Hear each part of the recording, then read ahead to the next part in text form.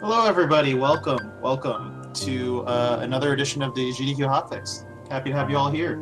I'm Darkman78, and we have a series of broadcasts we're going to be doing for you. This is the first in the series of those broadcasts. For those who are not familiar, SGDQ 2018 is very soon. It's in a little over 2 weeks from now. It starts on the 24th. And we figured, get in the spirit of things, we'll have a couple of races, a couple of runs going on, kind of showcase what you may be seeing at SGDQ. Now, you may not see, just because what we're playing here, that may not be exactly what you're going to be seeing at SGDQ, but maybe something similar in form. So, in this case, we have a Kingdom Hearts Final Mix HD beginner race between a Rebel Watt and Zetris, as you can see on your screen. And I'm happy to be joined by my good friend and commentator, Jay Hobbs. Jay Hobbs, welcome. Thanks, man. How are you doing? Because I'm doing great. I'm doing pretty good. Happy to be here. I'm pretty excited for this. Any thoughts? What to expect out of this race, real quick? Yeah, this is going to be an any percent beginner race. At SGDQ, you'll be seeing a level 1 race. So going to be a pretty different experience here. And the nice thing is these two runners actually faced off in a race pretty recently. And they were separated by, I think, 24 seconds after over 2 hours of gameplay. And Rebel took the victory in that one. So we'll have to see if Zetris can get his revenge here, or if Rebel's just going to assert his dominance and just keep winning. Yeah, absolutely. I'm really looking forward to this. Kingdom Hearts has always been a really cool series to me, and to see them race, it's always good times seeing Kingdom Hearts here. So, yeah, I think without further ado, I think we're ready to go. A few our hubs and our competitors. Yeah, I am kicking them off now. We should see them get started in just a moment. There we go. A little bit of a desync, but no problem. We'll just keep that in mind. And yeah, so Kingdom Hearts is a pretty fun speedrun. It was actually my first speed game. And unfortunately, it starts off with 3 minutes of nothing. Like, there's a 3 minute and 20 or so second cutscene here. Perfect. These runners are playing on the PS4 version, which has really led to a lot of changes because they really increased, or rather they decreased all the load times in the PS4 version pretty drastically over the PS3 version, to the point where it saved 25 to 30 minutes just on loads. And because of that, some other new strats also have come out of the woodwork. Some more save warping and some just faster strats in general, more people playing the game now that it's a little bit shorter and everything. And the record for this game has come all the way down to, I think, a 212 or a 213. These runners are pretty up there. Like, when it comes to the caliber of runners that we're looking at, they're probably going to be sitting somewhere around the 217, 218 range. That's where I would expect them to be, which means that it could go either person's way. They've got very close PBs, and on top of that, means we're going to see a lot of skill coming out of these two. Cool. So tell me about Final Mix in particular. Now, I know a lot of people, when they think of Kingdom Hearts, they think of all the versions, all the games, all the categories, all the Final Mixes, and this and that. So what's specific about Final Mix that maybe changes the run compared to the original Kingdom Hearts? Well, yeah, if you only played the original on PS2 in English, then you never saw Final Mix. Final Mix was a Japanese exclusive release on the PS2, and then when it came to the HD remasters, they actually re-released Final Mix in all languages. So now we've got extra bosses, which won't be seen in this run, some different recolors and stuff, but also a lot of balancing changes. A lot of just little minor tweaks to stats and weapons and stuff like that here and there. And in the case of Kingdom Hearts 1, a lot of the bosses, the way that their AI works, was also pretty drastically changed between the first version of the game and Final Mix. So it's actually changed mostly for the better. So the runners have a lot more kind of consistent strategies. But there are some fights that get a little bit worse or a little bit harder to do. I wouldn't even say worse. They just get harder and they're more exciting, even though they're still very fast. But probably the biggest change about Final Mix is that it changed up the difficulties. The original game had normal and expert, and this version has beginner, standard, and proud mode. And like I said, we're on beginner because it's the fastest category here. What beginner is going to mean for these runners is that it gives you 8 power-ups, 8 defense-ups, and 4 AP-ups at the beginning of the game.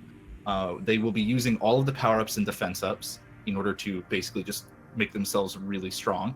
And they're going to save the AP-ups. They're actually going to sell those later.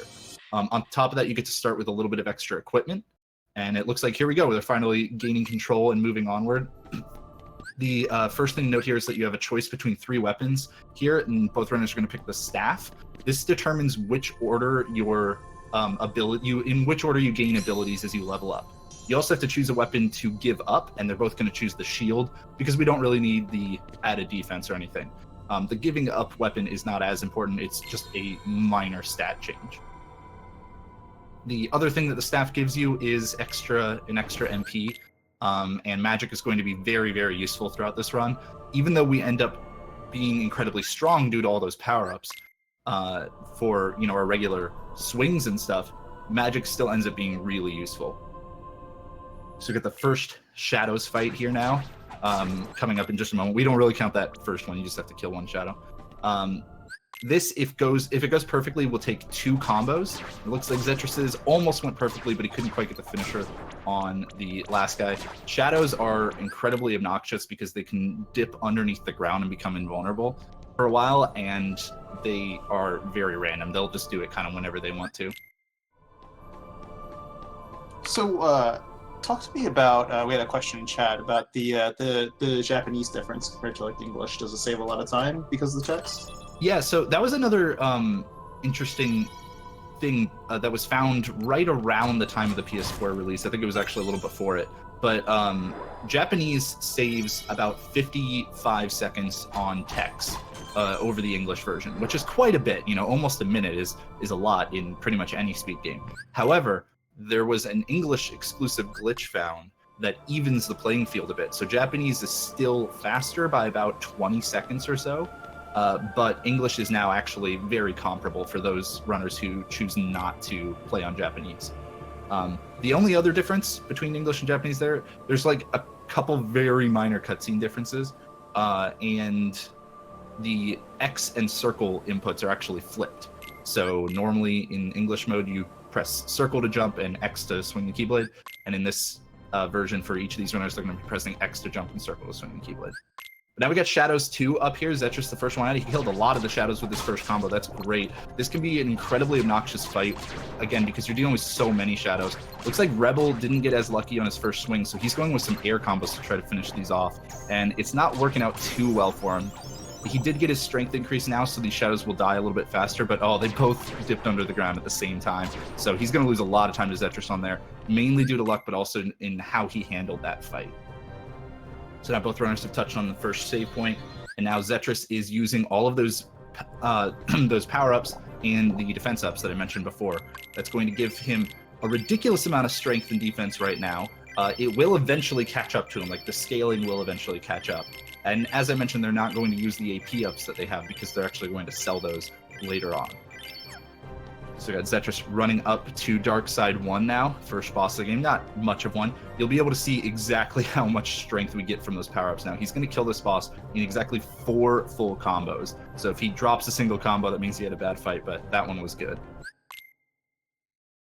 Rebel will be taking his attempt right after. There's not really too much to this fight. There actually was a strat where we used to jump up the arm and attack the head, because while it still takes the same number of combos, the head, every finisher you use on the head will actually give you a little bit of experience. It'll give you 2 tech points. And so we used to do that, and it turns out that we can actually just kill a couple enemies along the way and more or less break even on that time. And so both runners have opted for that. Now, one of the quirks of the PS4 version is that they made some ledges a bit weirder. So each runner's going to have to use the barrel here, as you saw Zetrus just do. We'll see Rebel in just a moment. This is a little tricky sometimes because the barrel can just like decide not to land on Sora's hands when you throw it up in the air. But it looks like both runners were good. I think Rebel's was even a little bit faster potentially. Oh my god, this game is so optimized you have to worry about throwing your barrel. It's pretty ridiculous. It's one of those games that it's an RPG with a lot of randomness to it, but there's so many ways to deal with a lot of the randomness that a lot of the times you can end up having fights that go with completely different patterns that end up being the same speed. So for a lot of it, you can kind of like a lot of these minor movement optimizations do actually matter, basically, because of how well you can handle the fights. Now, one of the other kind of basic things about movement in this game is that being in the air is generally fairly slow. Sora's terminal velocity as he's falling is not very fast. So, and every time you land on the ground, there's also a little bit of a startup, like a little bit of a landing animation before you can start walking again. So whenever possible, runners will walk off of ledges so that they can hit the ground as soon as possible, or they will never, like they won't jump when doing platforming if they can avoid it, stuff like that. All right, now both runners have to pick up a series of items over these 2 days on Destiny Islands. The fish can sometimes troll you a little bit, but it looks like it didn't hurt either of our runners here. We have to pick up a mushroom in this room as well and initiate a little cutscene and everything. And then the next room that they'll be coming up to, they'll be doing a race with Riku. And the race with Riku is kind of interesting. We'll talk about it a little more in just a second. But before that, I want to see if Zetris goes for a strat that we like to call Task Nut, because there are a series of coconuts you need to grab. And while grabbing this seagull egg on the tree here, Zetris can actually hit the tree on his way down and try to get a ripe coconut. He got unlucky, but he did at least go for it.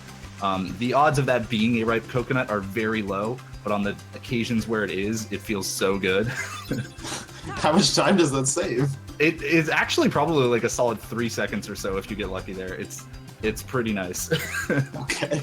And how the coconuts fall on the later tree is random, so you don't even know really how much time it saves. But we got the Riku race here now. So Zetris is facing off against Riku.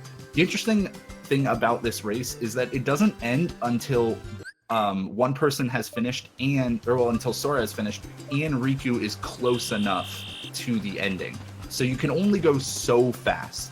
Like, both runners are going to try to go as fast as they possibly can, but even if they are slightly slow in a spot or two, it won't change the difference at all. Like, it won't actually slow things down at all. And there's a little way to basically tell if they went as fast as necessary. So Zetris will be the first one to get back there. Both runners taking the zip line and then the trees. We'll see if Zetris has to wait a little bit here. He didn't have to wait that much, but he did have to wait long enough for it to run. So I think he was still as fast as he needed to be. We'll look on Rebel's side now, too. Yeah, okay. Rebel definitely has to wait for the fade out there, so he was plenty fast. Did not lose any time during that race. All right, and Zetris is going to be picking up another mushroom and then heading over to the coconuts in just a moment. He needs to pick up 2 ripe coconuts. These are the 2 like yellow-green ones that drop. On the PS4 version, they actually made these drop faster. And if you swing too much, if you spawn too many coconuts, you actually can despawn a ripe one. So it looked like he got 2 and 4 there, maybe 3 and 5 for his coconut luck, which is pretty standard. That's what you kind of hope for. Rebel got one on the 1st and 3rd drops, I think, so a little bit faster for him. Very nice. Rebel's actually done a run of 99 coconuts before, so he's an idiot. Wait, what? Yeah, he literally just started the game and then went until he got 99 coconuts. Okay, then. Yeah. I think he's done more than one run of it, too, actually. It's just randomness the run. It's like doing a Forbidden Memory speedrun. Alright, they're all done with Destiny Islands now. It's talking to Kyrie and all that. Now, there are 7 cutscenes in a row here, which is a drag, but it's a lot nicer on PS4. This used to be a solid, like, 2 minutes or something, or like a full 60 seconds. Maybe before you got to play the game again. And instead, it's a lot faster on PS4. Then after that, they'll finally be actually gaining access to the Keyblade. And they'll be fighting another boss and then getting off Destiny Islands. Destiny Islands is definitely kind of your slow start to the run. There's not like a lot to it. It's mainly movement.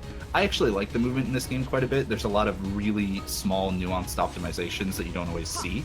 But other than that, there's not, a lot of combat going on or anything on Destiny Islands.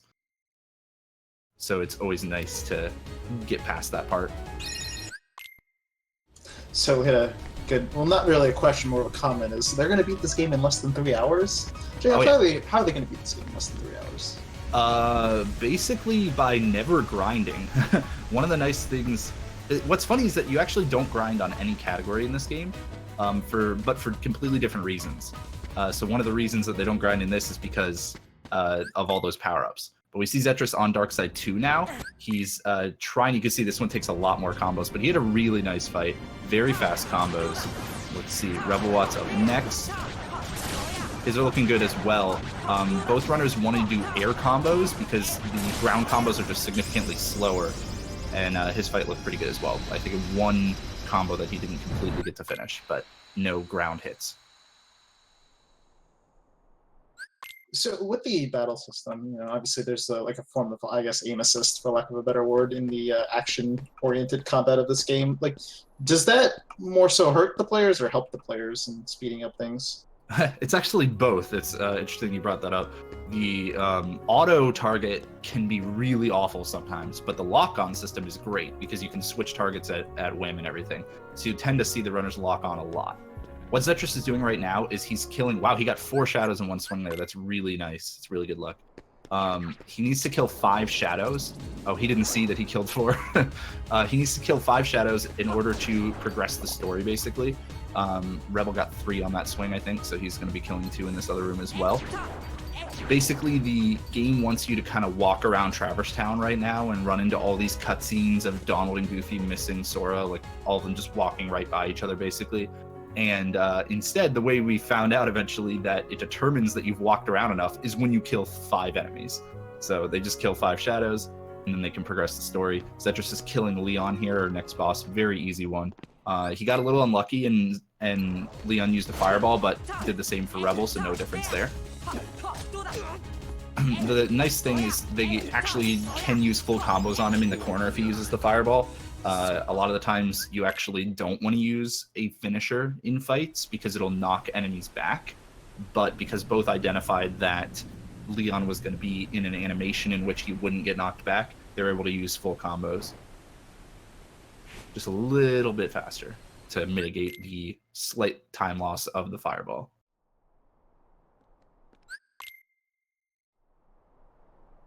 And now on Zetris' screen, you're soon going to see the only grinding in the entire run, which starts with this guy right here.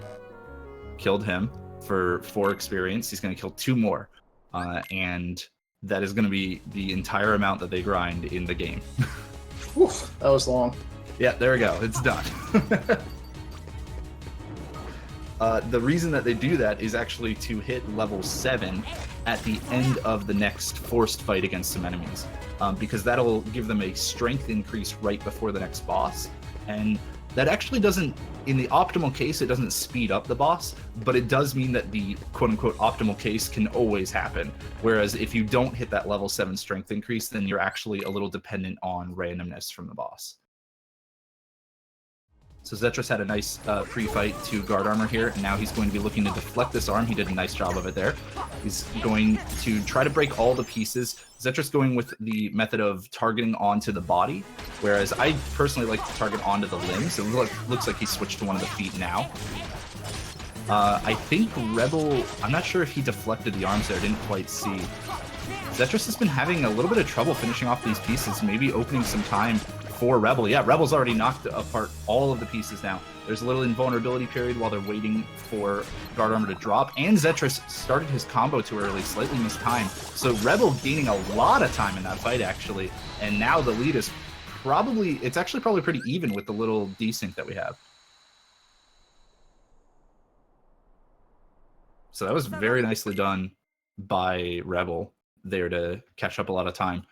Combos in this game can be really difficult, actually. When you're doing these fast air combos, it's really easy for them to drop, like for you to drop down to the ground, or to potentially just not get a finisher off. Like this game's, the way that it buffers stuff is a little odd, so.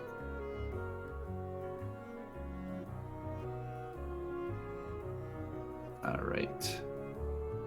Now, they normally would just be heading out the front door here, but what we actually found was for PS4, it's faster to leave through the accessory shop. So before that, they're going to be taking an ether from Goofy. Looks like both runners got lucky and Goofy didn't use his ether. They're also going to be putting on the Brave Warrior accessory that they just got, and they also put on Dodge Roll. And Dodge Roll will become our main form of movement for a long time at this point.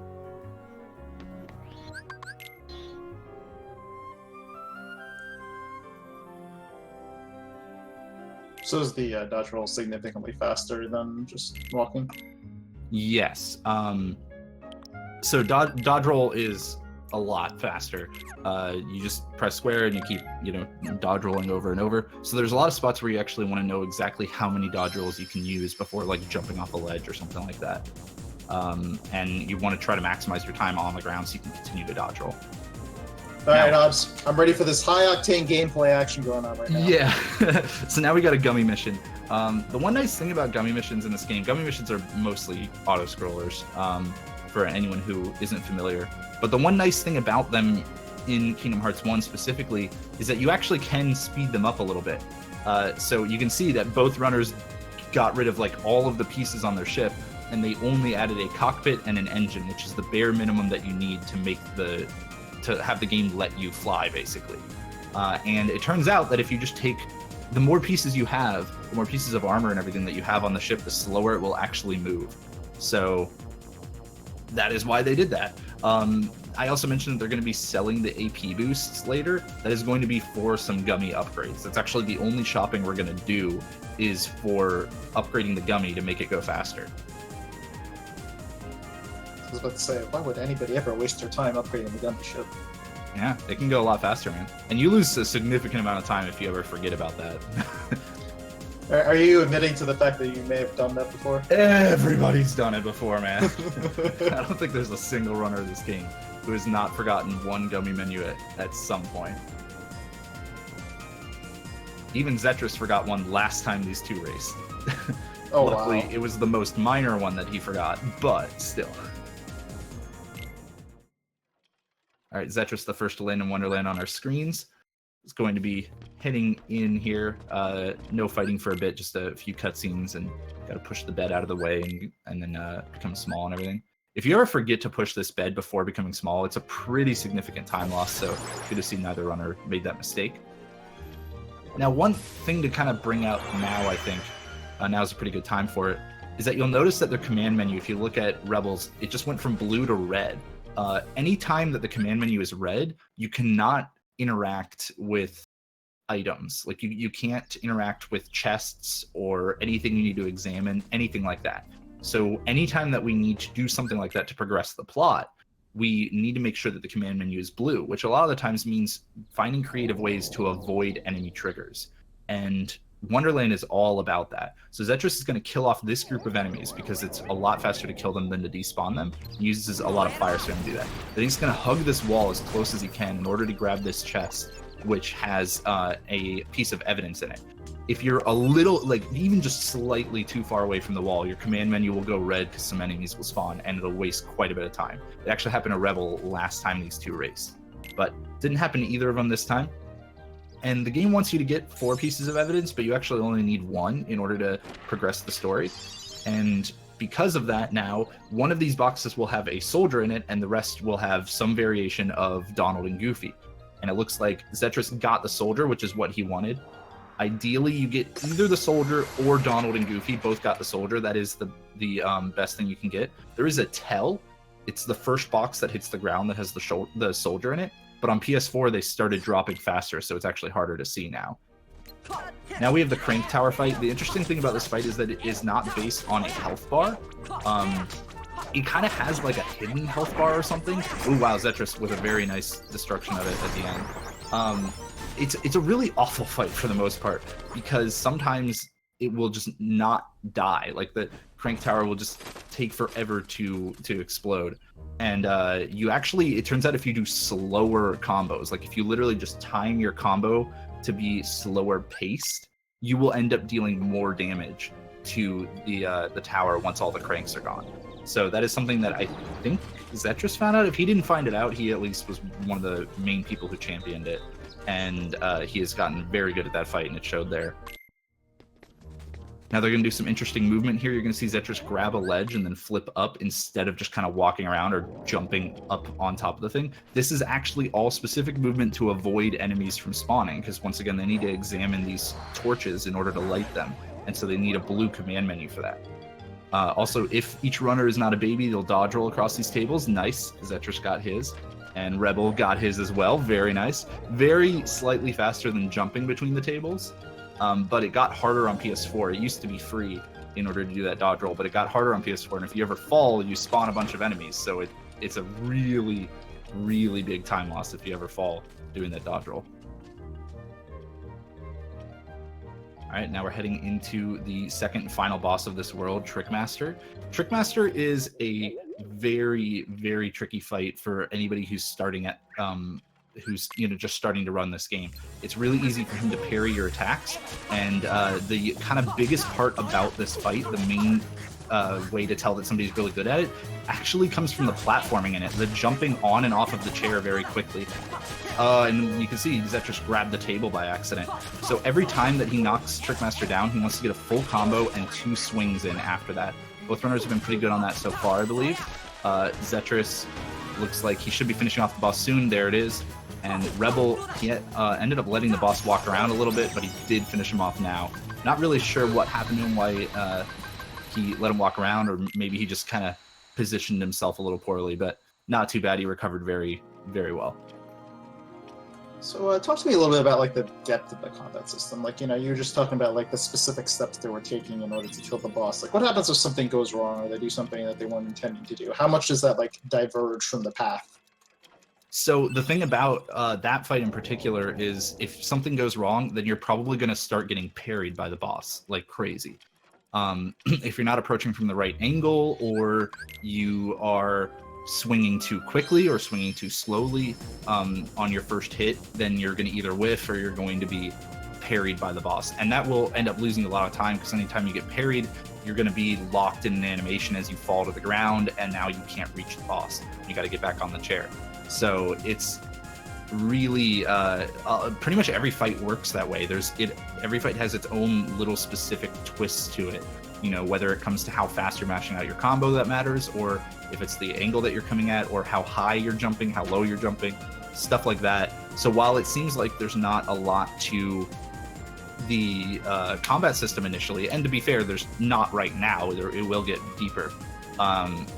Even with just your basic combos, there is a lot going on under the surface that is hard to see at first glance. I want to address something that somebody asked: which point in this game are we going to see major opportunities for time loss? Pretty much this next world, and from here on out. Because so far, unless somebody had a catastrophic issue with Trickmaster, they weren't going to lose too much time to each other. And it is possible to have a catastrophic issue with Trickmaster, but these guys are pretty experienced, so I didn't expect them to, really. But from here on out, there's a lot more randomness in the mob fights, and also just a lot of the strategies become a lot more difficult. So specifically in the next world, which is Deep Jungle, there's going to be a series of Power Wild fights. There's 5 fights, and the Power Wilds move around really randomly, and it's generally a pretty awful time unless you know how to take care of them with magic, and how to specifically look for the best groupings, think on your feet, and move very quickly into spots that are going to kill as many Power Wilds as you can with minimum number of blizzards. And that is somewhere where we could definitely see a swing of up to like 20 seconds or so, I'd say. First, we got a Sabor fight, though. It's a really simple fight. It tends to not go your way a lot of the time, because Sabor just likes to swing at you and either hit you or parry you, but it's not a very long fight. Even not on beginner, like even on Proud, that's a very easy fight, because you actually just die to it on Proud. And now they've got Tarzan with them. So important little note here, Zetris is stepping over this save point. Rebel's going to do the same in just a moment if you missed it. That is in order to activate that save point from the world map. So now, later on, they're going to be able to warp to that from the gummy ship. But Zetris already into some of my favorite movement in the early game, which is this slide collection. There's a lot of very advanced ways to make this faster. Like, you're going to see Rebel go for a swing, I think, when he grabs this. Nice job from Rebel there. So he didn't even have to touch the ground before he grabbed that slide. And he did the same at the top.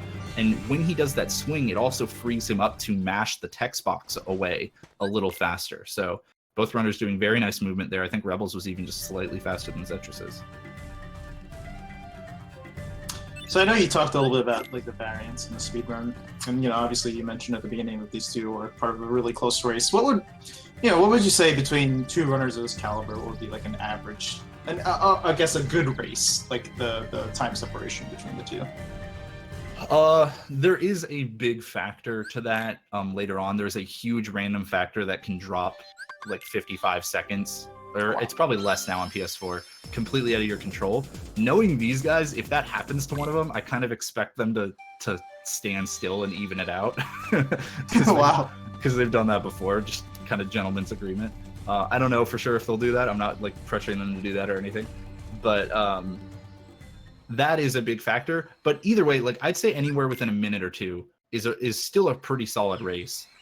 Because again, it's an over 2 hour long RPG. There's going to be a lot of randomness to deal with. And so it's just sometimes you're going to have a race that doesn't particularly go your way, even if you handle everything really well. All right, Zetris is almost done with a bit of movement here. He's going to drop into this minigame once again and quit out of it.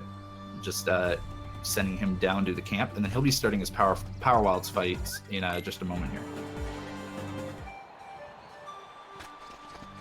So the main thing about these Power Wilds is that, like I said, they want to use magic to really take care of them. So they're actually going to be using Blizzard here. Blizzard has a nice area of effect. That was a really great first fight from Zetris. See how Rebel does now as well. He's looking pretty good. Yeah, Donald, you'll finish it off for him. We used to have to worry about how many Blizzards we used in that fight, but because both runners are going to do a save warp here, they're going to get all of their magic back, all of their MP back. And you'll see even that whole like using air combos thing applies even to magic in this game. They're using fire and Blizzard in the air whenever they possibly can, because it will cut out the part where you land will cut off the back half of that animation and allow you to jump and start another one a lot quicker. This second Power Wilds fight is notoriously bad, and it got worse once that save warp was introduced because of the angle you come into the room now. But Rebel had a better fight there, I'd say.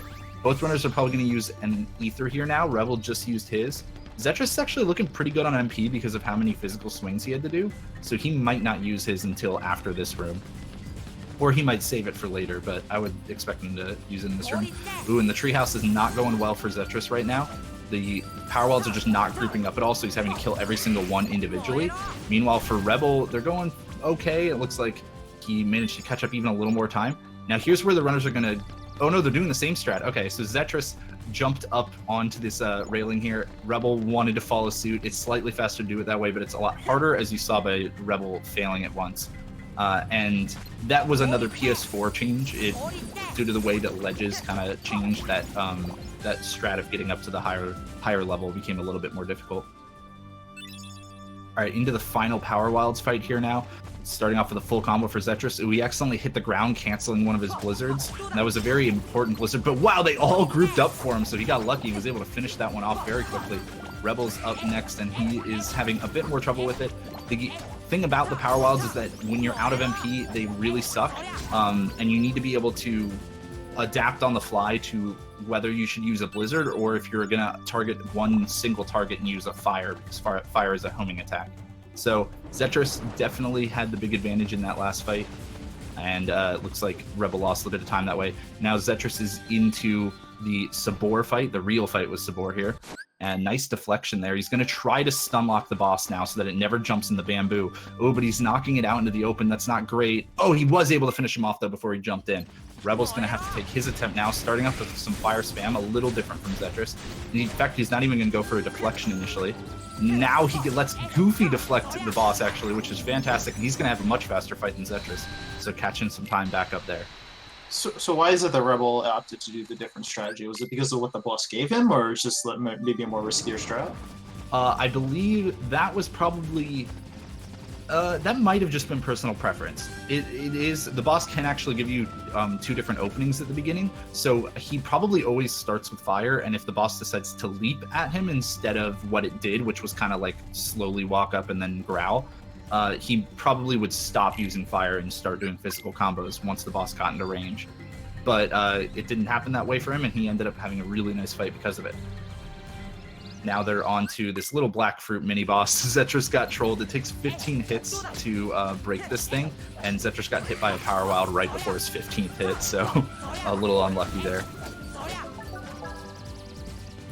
And now they're coming into the final boss in just a moment here. This, like, on PS4, this really starts to fly a lot faster than it used to. I'm still, like, used to doing commentary for the old PS3 version because that's what I mainly ran. And now it's like, oh, I'm out of breath talking about all these bosses. So you can take a breath. You can take a break if you need to. Right? You don't have to keep talking. No way. All right, Zetris finished off the first phase of Clayton, and you just have to deal a certain amount of damage. And he got lucky because Donald helped him out with a fire. Now in the second phase here, he needs to knock Clayton off of the stealth sneak. He's going to do that by first revealing the stealth sneak by doing a certain number of full combos. Now he's going to bait a jump from the stealth sneak, and now 2 full combos are what's going to knock off Clayton. And now from here on out, he wants to just do 2-hit combos until he knows that the boss is about to die, and then he can do a full combo. And there it is, beautifully executed by Zetris there. If you do a full combo, Clayton will go flying across the arena, and you'll have to chase after him. It makes it really slow. But if he does get him against the wall, we could see Rebel maybe go for some full combos here. It looks like no, he's going to stick with the 1-2 hits, and there we go. He had a very nice fight as well. Man, and Rebel really likes doing those combos incredibly close to the ground, which is super hard to do. Like, it's really terrifying. Zetris is now doing some interesting platforming, this waterfall cavern. And let's see if he goes for this jump. He does. He took a little bit of time to line it up and took 2 flip-up ledge grabs to get up there. So Rebel could save a bit of time here, potentially. We'll see how he does. The camera in here is really awful, and playing this game is... like, any movement in this game is kind of like 50% camera, 50% moving. So it looked like Rebel had more or less the same platforming as Zetris there, but neither fell all the way down to the bottom of Waterfall Caverns, which is probably what it would have happened to me. So very nice from both of them there. Come on, you can't sell yourself short, J-Hobbs. That's true. I do have a gold split in that Waterfall Cavern from not changing the camera at all. I was like, I'm just gonna jump and go at it, and we'll see how it goes. But yeah, that's the end of Deep Jungle now. And now they have to kind of take this slow trek back from Deep Jungle all the way to Traverse Town. You might be wondering, okay, well, why aren't they going over to that other node on the map, which is actually Olympus Coliseum? Turns out Olympus Coliseum is completely optional. You never have to go there at all in this run. There are certain runs of different categories of this game that will go there. I believe, unless I'm mistaken, level 1, the run that you'll be seeing at SGDQ, does still go there for a little bit. I could be wrong on that because strats may have changed. But yeah, they actually don't have to go to Olympus Coliseum at all. They can completely just bypass it. And it turns out that backtracking the way we came happens to be the shortest gummy route. On top of not needing to land in Olympus. So had I known this when I played this game as a kid, I would have been so much happier. You didn't like Olympus Coliseum very much? My goodness. I just got walled there. Oh, really? Yeah. Well, it's completely optional in this. Wow. Is it specific to this version or just Kingdom Hearts 1 in general? No, Kingdom Hearts 1 in general. Yeah. Wow. You actually don't have to go there at all. And now the other thing is that they have to do this really like slow gummy shit back, but once they get back to Traverse Town, they're both going to buy the upgrades for their gummy that I mentioned before, and they are going to get a warp gummy, a warp piece. So now they won't have to fly anywhere that they've already flown to before. They can just warp to it instead. But this is always a nice kickback and realize that you just talked a whole lot during Deep Jungle. Let the voice rest. You can take a second. Yeah, it's okay. Relax. Drink of water and everything. I can talk about my experiences of Olympic Coliseum, which, to be honest, nobody really wants to hear, but it's always the thing. And people can listen to this lovely music, which is honestly, like, for all the hate gummy missions get, I do like the music also. Yeah, Kingdom Hearts in general has pretty great music for the most part, so it makes it really nice when you need to kind of just move across long expanses. It's not too bad. I will say neither runner doing what I do in this this final gummy mission, which is to put myself in a specific spot on the screen. That means I never have to touch the controller again for the rest of the gummy mission. Is there a reason why they're not doing that, or they're just... I don't know. They might not care, or they just might not know about it. But lazy gummy strats is what I always go for. That sounds like the perfect time for me to just walk up, just walk around, relax, Exactly, get a drink. It's perfect. Take a little break. Because that's one of the things about running RPGs. This is luckily, honestly, on the shorter end when it comes to RPGs, but running them, you need to kind of plan your breaks. You need to not get burnt out and everything too, and part of that is just like, okay, well, if I have a moment, I might walk around, I might stretch my legs and stuff, and I'm gonna have to sit back down and be strapped to the chair for a while, so might as well stretch my legs when I can. See, here we go. You bring up a good point about like RPGs. Like, you think about RPGs, think about like longer games, turn-based. There's a lot of menus and stuff. So, with Kingdom Hearts being, I would say, a different sort of RPG speedrun. Like, do you still have like the elements of RPGs like speedrunning that translate over to this that make you like a better speedrunner? Oh, definitely.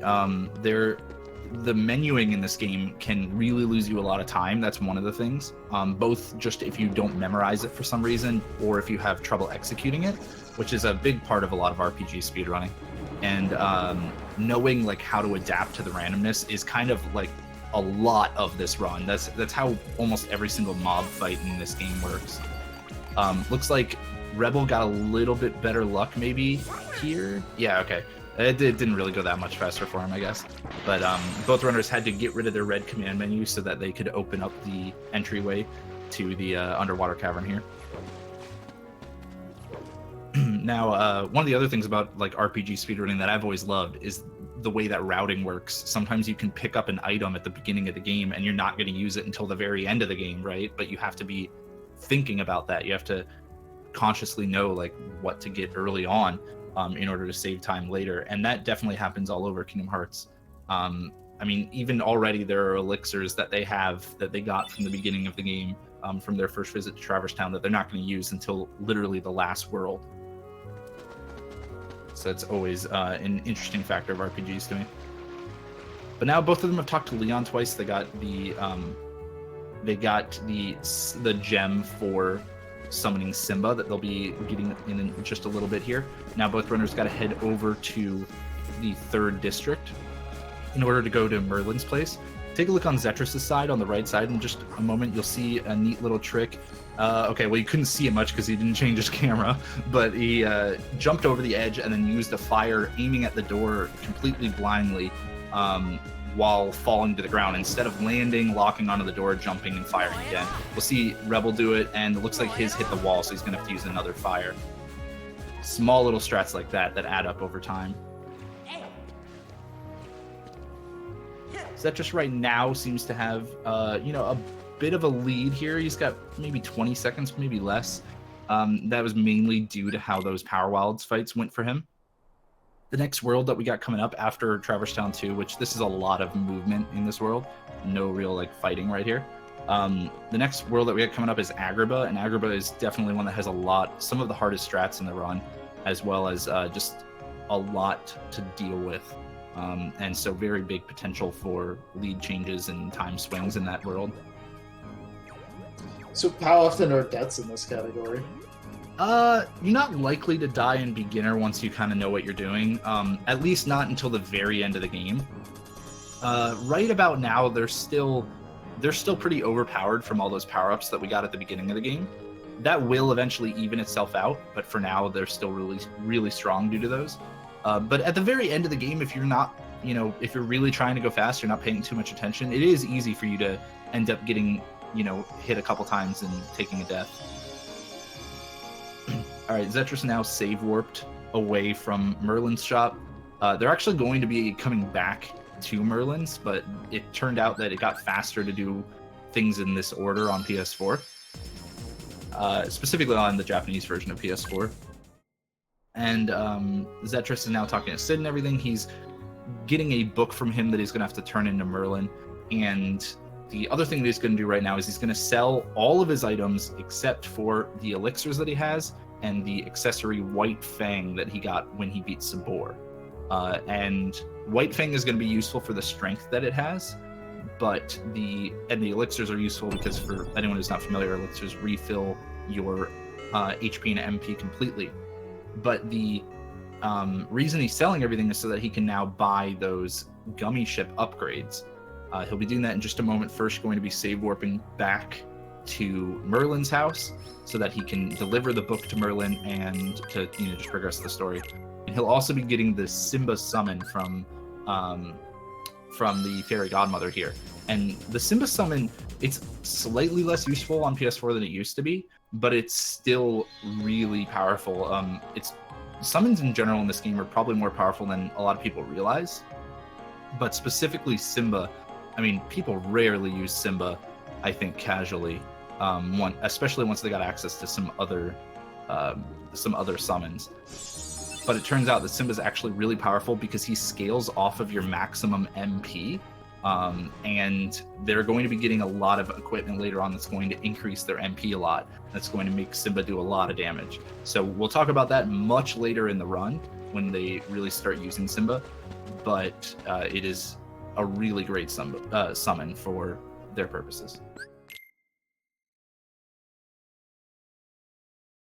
Now they unlock the route from 1st District to 3rd District because they'll have to use that in a little bit. Now more progressing plot and everything. Traverse Town 2 has always been the, you know, little, unless you're like me and you really like the movement a lot, it's always been the slow portion of the run. That is one of the nice things about that English exclusive glitch that I mentioned earlier on, is it actually breaks this up into 2 parts. You actually do half of this visit when you're first in Traverse Town rather than right here, and then you do the second half while you're here this time. So that's just a little nice. It breaks up the monotony a bit. But they're almost done now. Zetrus is heading back to the 1st District in order to go purchase his gummy upgrades. He's going to go talk to Sid, and then he'll be buying 2 items, a Fire G and a Haste G, for a total of 1250 money, which is actually the currency in this game.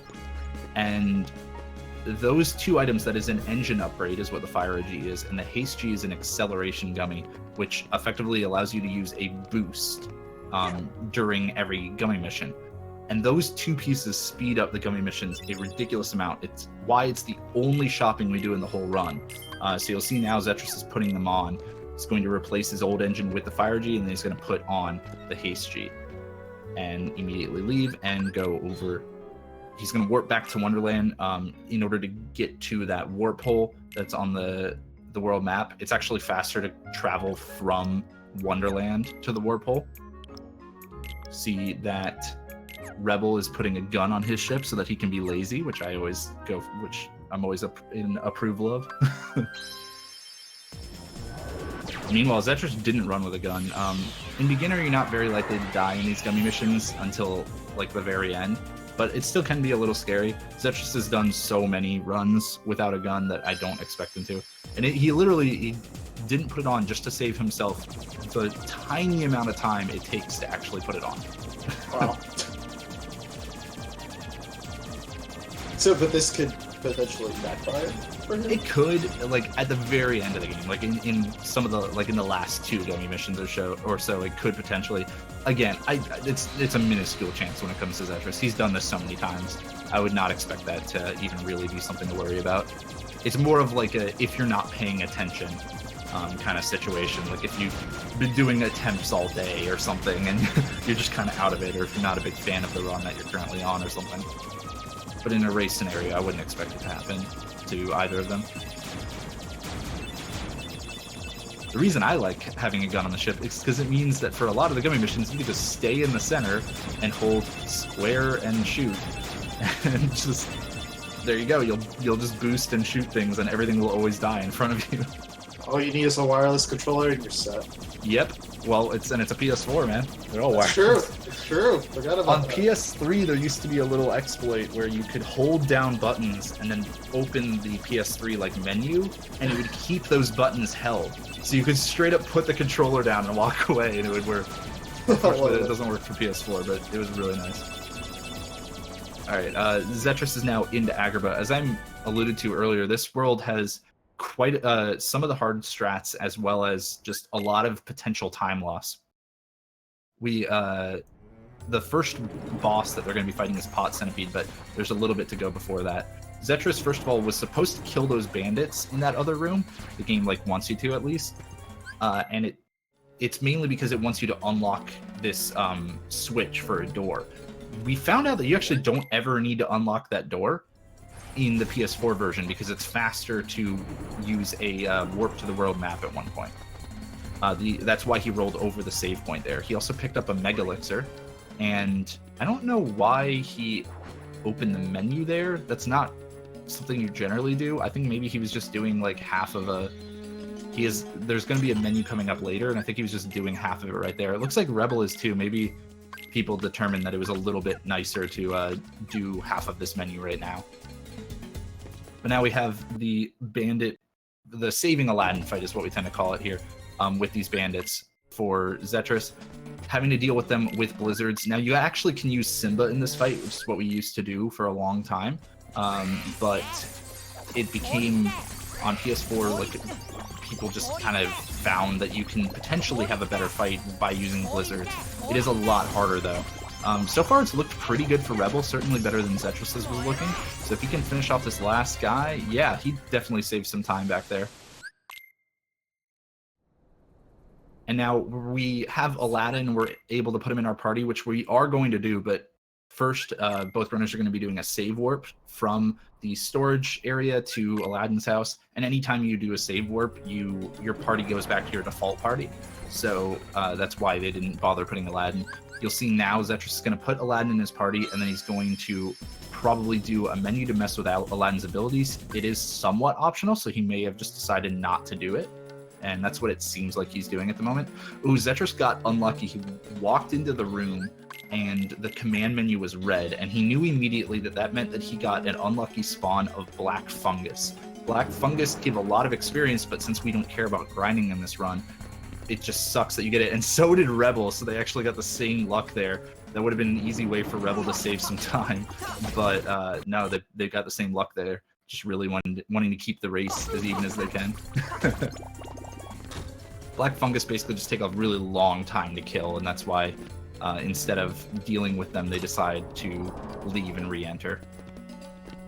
I read a question in chat. How can you use Blizzard without finding the 4 chests in Wonderland? Finding the 4 chests in Wonderland gets you Blizzard early, but you get Blizzard from Trickmaster if you don't find them all. So that's how they got Blizzard, was just by beating Trickmaster. Zetris is now into Pot Centipede. This boss really sucks because there's a lot of pot spiders flying at you, just trying to stop you from being able to swing, as well as it's really easy to clank off of things. Zetris has looked pretty good so far, but he's now going to get hit by these tentacles a lot, or the antenna, I mean, rather, not tentacles. And then the important part is that he's also going to make sure he ends the fight in that next room. He specifically finished the fight and then rolled in the next room. Rebel, I think he had an even faster fight there, so very nice job from him. And he also managed to end up in the next room. That will mean that after the fight, they spawn in that room. And then we got a boss rush here for a moment here. We got the Tiger Head fight is up next, or the Cave of Wonders Guardian. And basically, there are 2 different ways to attack this fight. You can either stand on the nose and hit the eyes, or which is I think what Zetra's going to do, yeah. Or you can stand behind the eyes and hit them. And the main thing is here, while the boss is shaking his head, the runners are only going to do single hits, so that way they don't end up falling off, because once you fall off, this fight gets so much worse. Rebel's even going risky and adding in a couple double hits. Now that the boss's nose is in the ground, they're going to be doing as much damage to the second eye as they can in order to kill it quickly. Looks like Zetris was able to, and Rebel should be able to follow suit. Yeah, there it is. Okay, so both runners were able to finish him off before he raised his head back up, which is always what you're looking for in that fight. Awesome. One little interesting thing about movement in this game that I haven't brought up, I hinted that controlling your camera is just as important as controlling your character in this game. One of the interesting things is that every time you enter a room transition, as you see Rebel's about to enter this room, the camera angle you have going into that room will be the same camera angle you have when you actually enter the room, as opposed to Cage 2, which always resets the camera behind Sora every time you walk into a room. So because of that, there are a lot of rooms where you might turn your camera really drastically right before you enter a door, so that way you get a more favorable camera angle in the next room. And it's one of those small things that really separates the top tier runners from the newer guys. And now both runners are heading into the Jafar fight. This is one of the hardest strats in the whole run, the one cycle Jafar fight. So they're going to first attack Jafar here once, then they're going to do another swing and a blizzard. This is going to prompt Jafar to bring up his magic shield. Now with a specifically timed hit, which Zetris got, they can stagger him away from flying away from this platform and becoming unable to really be touched. Rebel got it as well. Now it's just a mad dash for as many combos as you can before he teleports away. Zetris got it. Rebel's been looking good. We'll see if he gets it in just a moment. But he's not getting any help from Aladdin, and he did get it. Okay, so both runners got the one cycle. Very hard strat, nicely done. So how does, you mentioned, not getting help from Aladdin, how does the other characters play into the run, throughout the course of the run? It really depends on the fight. A lot of the times we just want to see Donald using magic whenever he's in the party, and we want to see Goofy deflecting certain enemies, but not others. Aladdin does a lot of damage sometimes, and so you generally just will mash triangle during that Jafar fight in order to call your party members to action. But we've already got the second fight here with Jafar, this time the Genie version. Both are going to be attacking Iago as much as they can after opening with some blizzards. It looks like Iago has decided to head over to the torch for both runners. He can stay on the left side if you don't do enough damage, which is really awful. And so the main hope is that you finish off Iago before he leaves this platform. Both runners did that, so nice job from each one. This is pretty intense. 55 minutes in, about 6 seconds separating the two. Yeah, that is one of the reasons I was excited for to see these two race again, is because they've generally been pretty close lately. Zetris kind of used to be like the guy for Kingdom Hearts 1 for a while, and Rebel just got really good, basically. Rebel put a lot of work in, and he got really good, and has managed to even that skill gap, and also I would say even probably surpass Zetris at the moment. And so it's interesting to see Zetris still in the lead here. The thing about Zetris is that he doesn't lose races generally. It's so weird. He could not touch the game for months and he'll still win a race against somebody who's been practicing. So it was really surprising when he lost the last race, and now he's got to be looking for his revenge. Yeah, we had a question. Why are they running into the rocks on purpose? Yeah, basically you can die in that little section and still advance the game, and it's a little bit faster than heading all the way to the exit. That was actually found by Spike Vegeta, one of 2 strats he found that apply to the beginner run that both involve dying. I love it. Yeah, it's it was for a while. It was thought that you couldn't do that on beginner, basically, but you can. The way I like to think of it, the way I think that it works, is because whenever you take a death in this game, they want you to be able to go to a save point or go somewhere where you can basically go grind. They wanted to give players the option, if they felt that a boss was too difficult, to go practice or you know, just grind for levels on other enemies and then come back to the boss. And so if like dying in that carpet escape actually caused a real death, the last thing you would have done would have been Genie Jafar, so it would kind of throw you right back into that fight, or it'd have to put you before that fight, which wouldn't feel very fair. So I think that was their reasoning behind letting you progress even if you die there. Cares about fairness. It's not important. Maybe it isn't, but you are. Another gummy mission now as they head over to the next world, Monstro. Monstro is one of the fastest worlds in the run. It may actually be the fastest. I'm not entirely sure. It only has 2 bosses in it, and that's it. You don't have to fight any other enemies. You just go to the 2 bosses, basically. There is also 1 or 2 things that they're going to be picking up in the world, but I'll get to those as they're kind of coming up. There is also a trick in Monstro that I found, which is pretty cool.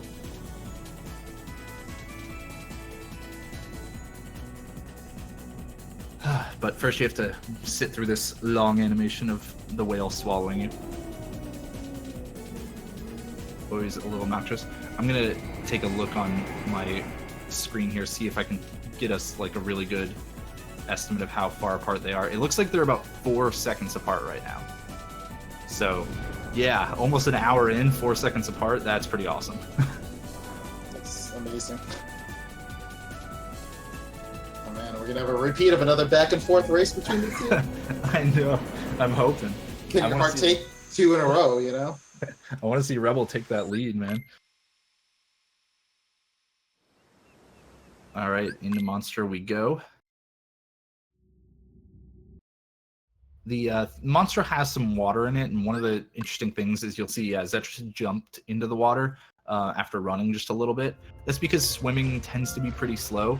Rebel actually opted to take a dodge roll instead and then swim. The other weird quirk about swimming is that you have to tap rhythmically to swim fast. If you mash, you're actually not. You're going to be slower, and so it's really difficult. But Zetris now is going to be going for Chamber 3 skip or Hobbs jump. Because I found it. Listen, Hobbs, you know, I didn't call it Hobbs jump, okay? He's going to land in this section and then jump for this ledge grab, and wow, he just barely got it. This is a really, really difficult strat. We'll see if Rebel can match. Oh, and he fell down, so he's going to have to take the long way around. That's going to lose him somewhere on the order of 8 seconds, unfortunately. And that's going to extend that lead for Zetris for the moment, as he's already heading into the next boss in just a moment. But yeah, that was something I experimented with for a while, found, and then everybody hated me for it because it's really hard. It's okay. Sometimes you gotta gloat a little bit, right? You find a trick, you name it after yourself. It's okay. We're all kind of, you know. I named it Chamber 3 skip. Some other people call it Hobbs jump sometimes. It's cuter to call it Hobbs jump. We have a lot of jumps named after people in this, so I think that was the main reason. But Zetris is in Parasite Cage 1. On PS4, this fight became a lot simpler. If you just never drop your combos, then he'll pretty much tend to never break out. It used to be that you would hope for this fight if you got lucky, and if you would need the help of Riku to constantly help stagger him. But on PS4, as long as you don't drop your combos, you always get a perfect fight. Or pretty much always. And so both runners had a nice one there. Now, Zetris is going to open a chest that's going to give him the ability High Jump, which does pretty much exactly what it sounds like.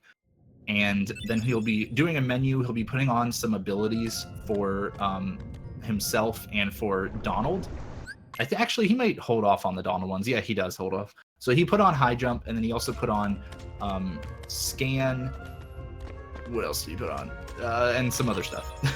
But it's not as important. I think MP Haste might have been the ones in there to just increase the rate at which his MP regens while attacking enemies.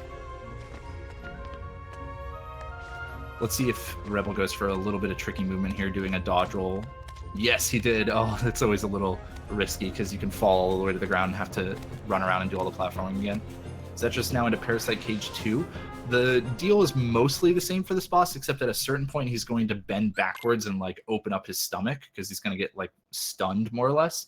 Unless you get really lucky and he never does it, but I would expect it to happen. Yeah, there it is.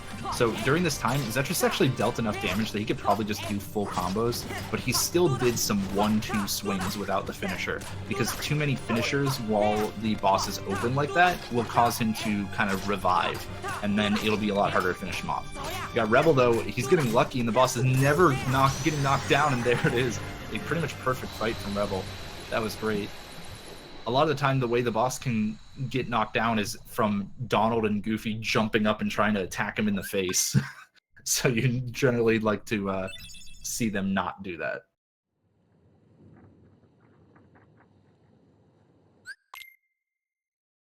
But yeah, that was a pretty good world for both players. Definitely better for Zetrus due to getting the Chamber 3 skip, but I think Rebel had slightly better movement here and there.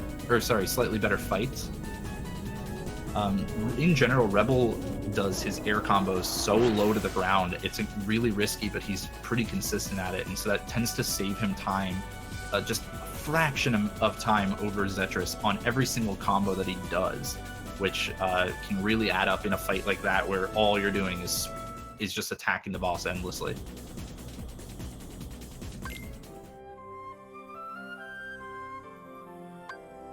All right, now they got to warp back to Monstro for 2 different reasons.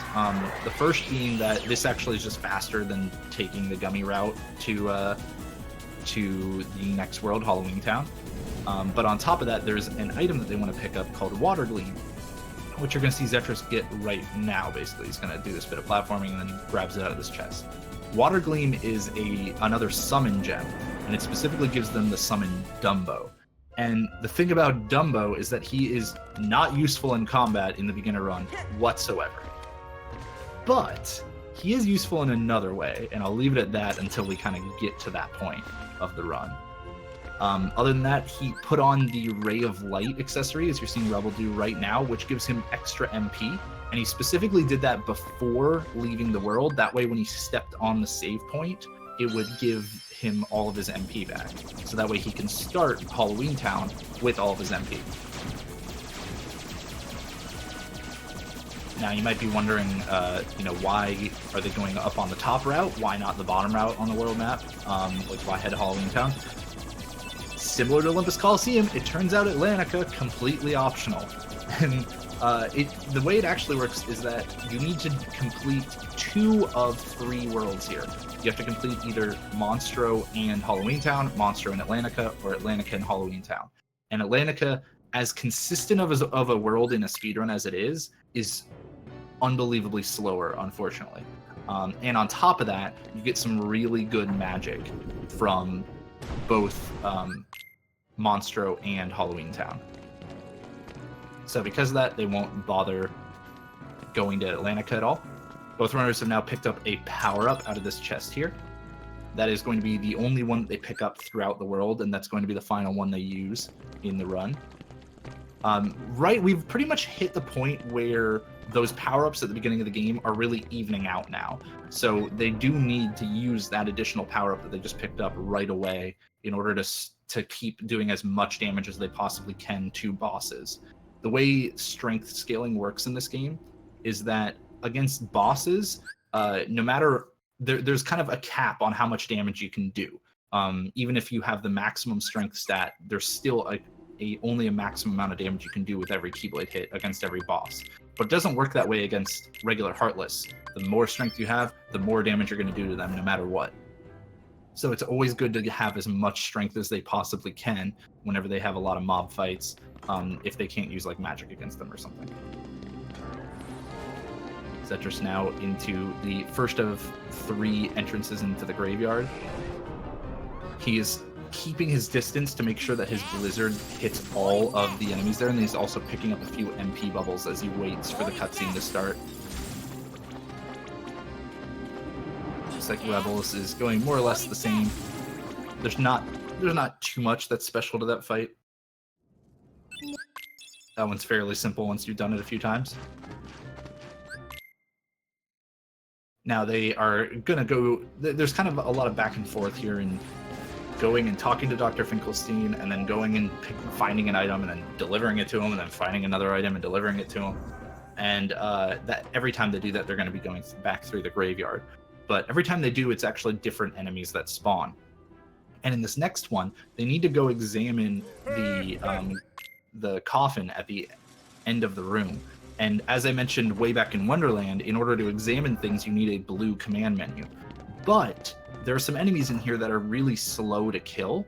So instead, they're going to just kill the minimum that they can. They're going to kill that first guy and then fire spam these last 2 white knights. And now, based on some precision platforming onto the tombstones, they can avoid the other spawns and then dodge roll to examine the coffin before the white knights spawned.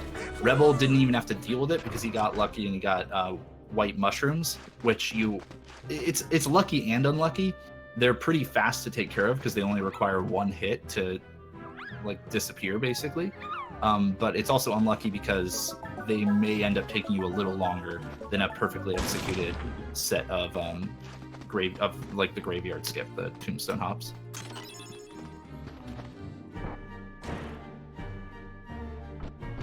Now they're gonna head back over to Dr. Finkelstein, turn in the Jack in the Box item that they just got.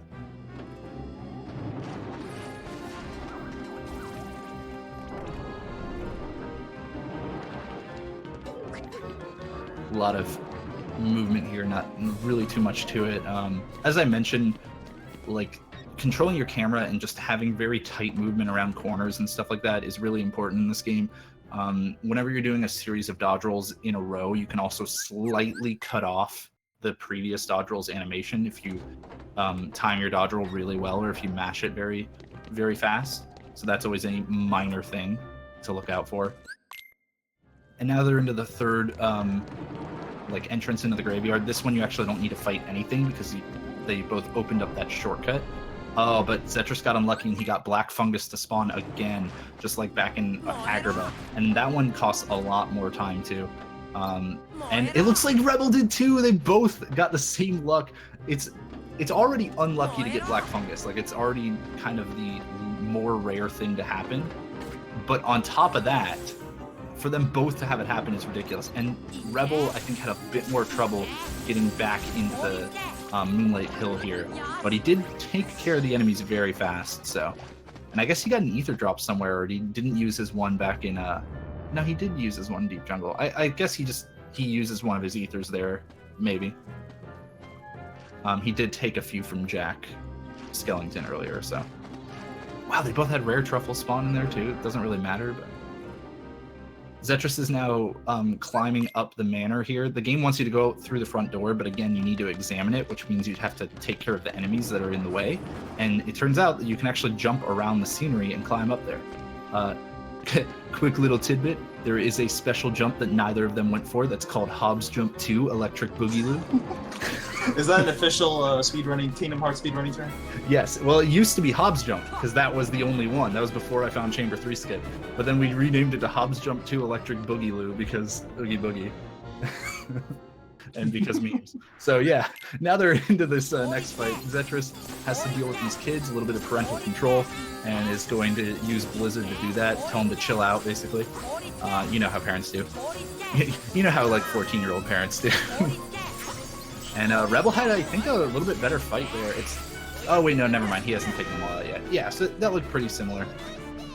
That fight can go really haywire if you're not very fast with your Blizzards, because the kids all have, like, different powers, more or less. You know, they have different attacks, and they will just kind of break out, and make a whole big ruckus in that fight. So luckily they both handled it pretty well, and now they have to hit the switch in order to unlock this door at the bottom. If you ever forget to hit that switch, you are really sad because you lose a lot of time. And now they're heading into the first of 2 Oogie fights here. This fight is another, like, pretty difficult one because there is a strat in the middle of it that requires reflecting some dice back at Oogie. But first they have to take care of both these gargoyles. And now they want to attack Oogie here by locking him into a section. Oh, Zetris almost got unlucky and almost locked Oogie out of the section that he could attack him in. They specifically don't want their party members to enter the section with them because Oogie will only take 10 hits maximum per each phase of being up on this ledge here. And it's not based on strength at all, it's just the number of hits. So if Donald and Goofy hit them, they count towards that number, and they do a lot less damage than Sora. Both runners going for a Dice Reflect here. I didn't see if Zetris got it, but it sure seems like he did based on how fast it was. And Rebel got his as well, and now he was able to not worry about his party members because Oogie's on the tallest ledge and finish him off well. So I think Rebel saved even a little bit of time in that fight, but it went really, really well for both runners. I don't like this fight very much. That fight is really difficult, both in a speedrun. Well, it's difficult in a speedrun, and in like casually, it may not be like the biggest chance of dying until you get to the end of the fight, and then it can be a lot more difficult. But we got the Oogie Manor fight now, or Oogie 2. Instead of actually, attacking Oogie directly, you're going to be seeing the runners take out these purple orbs. This is not too bad of a fight, but it actually can really go a lot slower if you're not on top of your game when it comes to platforming. The order in which we do these orbs is just kind of the fastest way as we're climbing to the top. And then after you kill 3 orbs, as Zetris has done, and now Rebel is following suit, the manner gets more aggressive, which luckily in beginner isn't too problematic, but on higher difficulties can make things really scary. Zetris now going to go for a jump called Miss Jump, named after the Mistmaster 1, who will be running level 1 at SGDQ. And he had a pretty nice fight. Looks like he took 2 attempts at Miss Jump. Rebel got it instantly.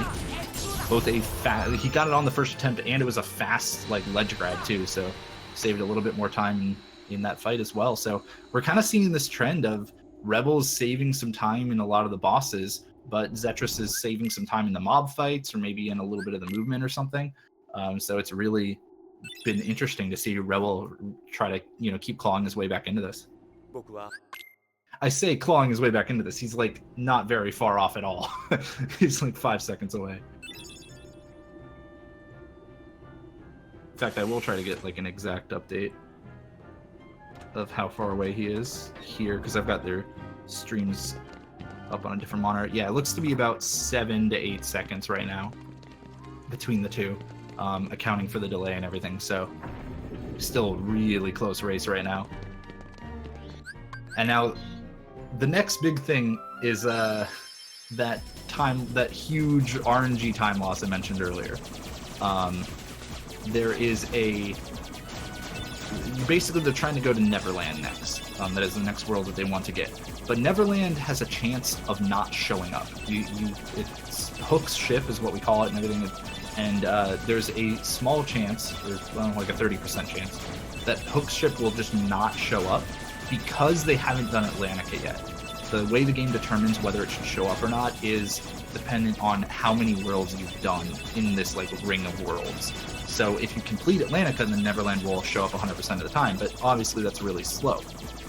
And if you miss Hook's ship, if it doesn't show up completely random, then you lose somewhere between 40 and 50 seconds.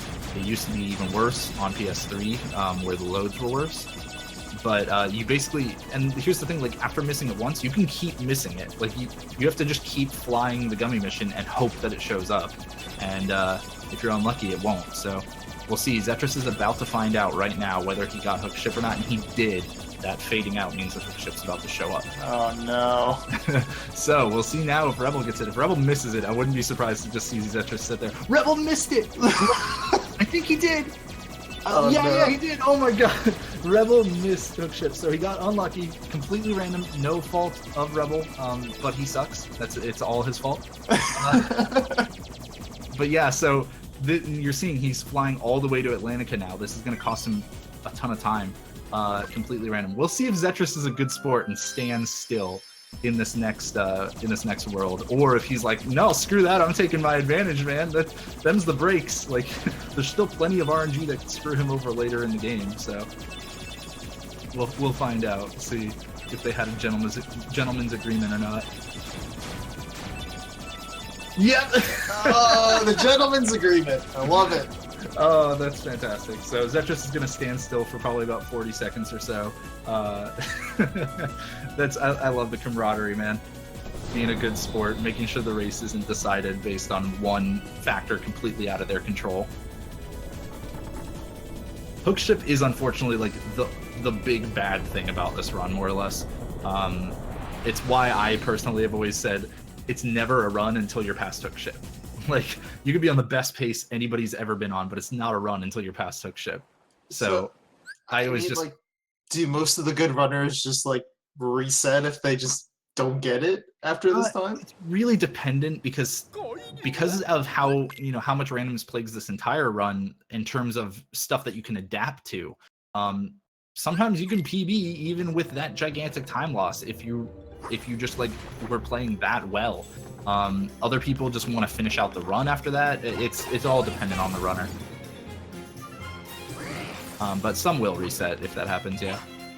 Ooh, Rebel with some better movement so far in this world, skipping 2 different ladders. Zetris skipped them as well, but he took a couple attempts at the second one. And now, very soon, they're going to be heading into the next boss fight, which is Anti-Sora. Anti-Sora is another one of those really difficult boss fights because the fight has a loop to it after the first phase, and so you want to push him into that first phase, or past that first phase rather, as quickly as you can, and then the loop is really difficult to execute.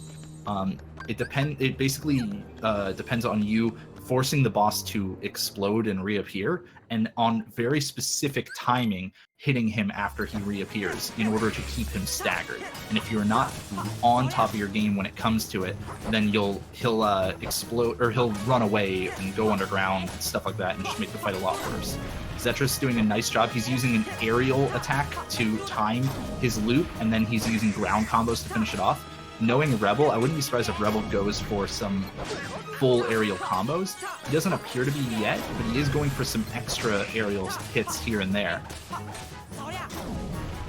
They're both doing a pretty nice job now. They didn't keep him in the corner. Wow, Rebel had a much better fight. Zetris let him break out of that last one. I think maybe one other along the way. And just like that, Rebel took the lead after the missing Hookship and having that whole gentleman's agreement thing. So I bet Zetris is kicking himself now. No, we can't say that. We also have the hardest menu in the run right here. It's both the longest and a really complicated one when you're trying to execute it very quickly. Because there's a lot of, like, it's not just up and down and X. There's a lot of, like, pressing R1 here and there and using left and right to change things, in all for, like, maximum speed. So pretty well done by both. I think it was actually better done by Zetris than Rebel there, which is generally pretty surprising when it comes to menus, I'd say. Rebel's a bit more practiced on them, but still, it was very good from both runners, I'd say. Now, how does the added element of the fact that it's in Japanese text, which I assume both of our runners cannot read, so how does that, like, change it, or how does that make it more difficult? You basically have to memorize the positions of certain abilities, and if you ever get, like, an extra equipment drop, then you have to remember that you got that, and that it's going to change the position of things, which is really difficult to do. So a lot of the times, if you ever see an equipment drop from an enemy, you want to avoid it at all costs. But we're seeing our first usage of Simba here now. Rebel is not looking at the enemies, so we can't see them dying, so thanks a lot, Rebel.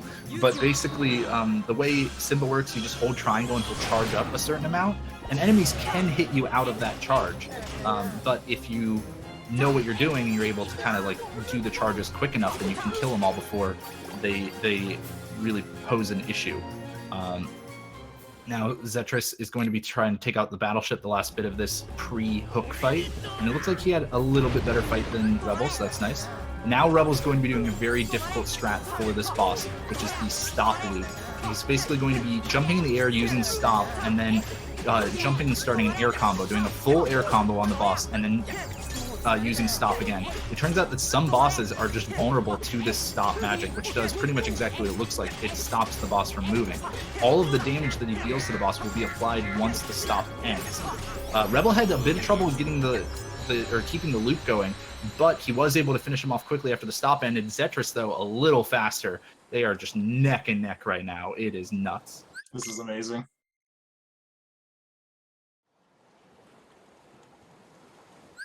Now, because of some desyncing that we've had happen over the course of this race, I want to get like a little update on exactly how much in the lead Rebel is right now, because it's a little more than it looks like. Okay, Rebel's in the lead by about, I think it was 7 to 8 seconds right now. So a little more than it looks like on here, but it's still really close.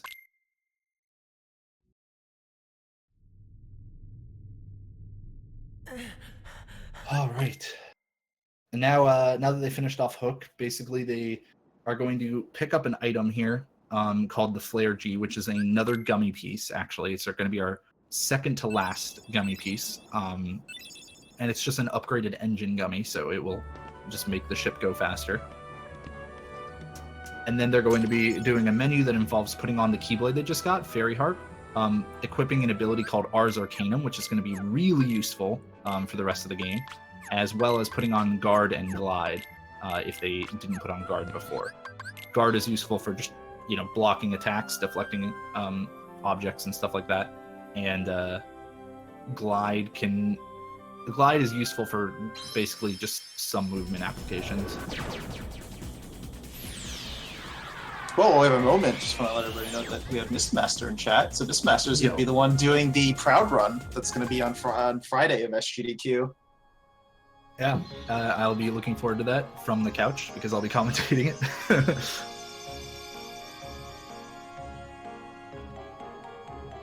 Yeah, going to be super fun run. And it's going to be pretty different from this too. So you'll be able to see how much beginner differs from level 1. Like it's pretty drastic.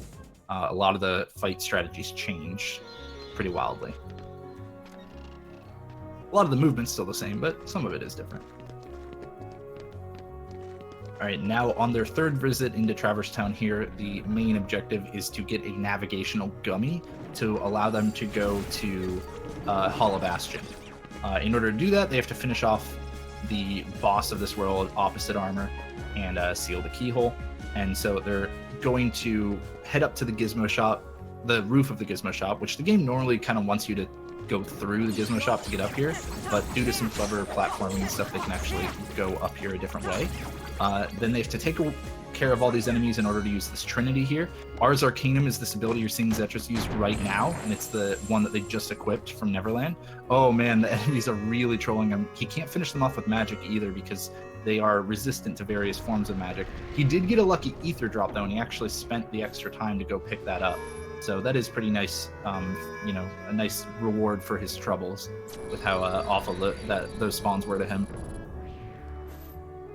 And yeah, like I was saying, basically the Ars Arcanum is useful because the first half of it lets you be completely invulnerable. You cannot be hurt by anything while you're using the first half of it, right after you press triangle to use it. But it costs 3 MP. And the second half of it does some very quick damage on top of that, but you are vulnerable during the second portion. So before they fight Opposite Armor, they had to take care of Guard Armor right there. Rebel just had to kill one of the limbs. Now he deflects the Opposite Armor's attack there and uses Ars Arcanum in order to quickly finish off one of the pieces. He used an Ether earlier so that he could use another Ars Arcanum right here. He did get unlucky though. He wanted the boss to swing at him again, and instead the boss just separated right away. This fight can go really wrong really easily because the boss can shift phases and become invulnerable. Looks like Zetris got the same luck where the boss actually just broke apart right away, so very unfortunate for him as well. Rebel's going to try to time this deflection, but he didn't quite get it. He did finally take off the final feet hand feet things, and he finished the boss off as well. Looked like Zetris might have had a slightly better fight here, but they went pretty even for the both of them. I think Zetris more or less just kind of made up the time he lost on the roof fight. Now, is that the official lore name of the boss? The boss with the hand and feet things? Yeah, the feet hands and the hand feet. Okay. Yeah. Because guard armor normally has his feet in his hands, but opposite armor flips around their positions. So they're the feet, hands, and a hand feet. Makes sense. Anyways, now they just got to skip a few cutscenes and they'll get the navigational gummy. And then they'll head to Hollow Bastion. And Hollow Bastion is really, I think, where a lot of the combat starts to vary quite a bit. There is a mechanic in this game that I haven't talked about yet that we call a desperation move. And desperation move in this game, but also in a lot of action RPGs, is basically when a boss gets to a certain point of health or, or just sometimes they can do it whenever they want. It's when a boss or an enemy uses a move in which they're invulnerable and they potentially are going to try to unleash a big attack on you as well. But the main thing for our purposes in the speedrun is that during that period, they cannot be damaged. And pretty much every boss from here on out is going to have some form of a desperation move, or something that is very similar to a desperation move, or as I'll be calling them from here on out, a DM. And there are a lot of strategies that are based around skipping those DMs, basically. That is kind of the main way that strategies are built from here on out for the combat. And Hollow Bastion in particular has some really interesting ones. We'll talk about those in a little bit as we actually head into each of those boss fights.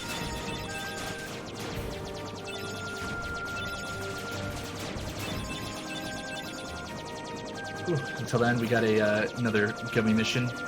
Both runners have equipped the Flare G gummy that they picked up earlier, just causing them to just flat out have a faster engine, go faster. They're still using that boost. As I mentioned before, there's going to be one more gummy piece that they actually pick up, and that is the Haste 2G. That's how the game named it. Thanks, Square. Basically, it's going to give them a more powerful acceleration gummy. It's going to give them a more powerful boost.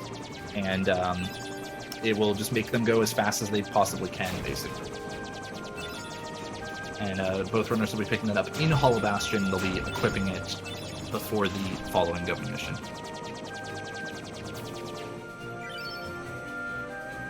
Had a question in chat. Do the gummy missions with the meteors get harder without a gun?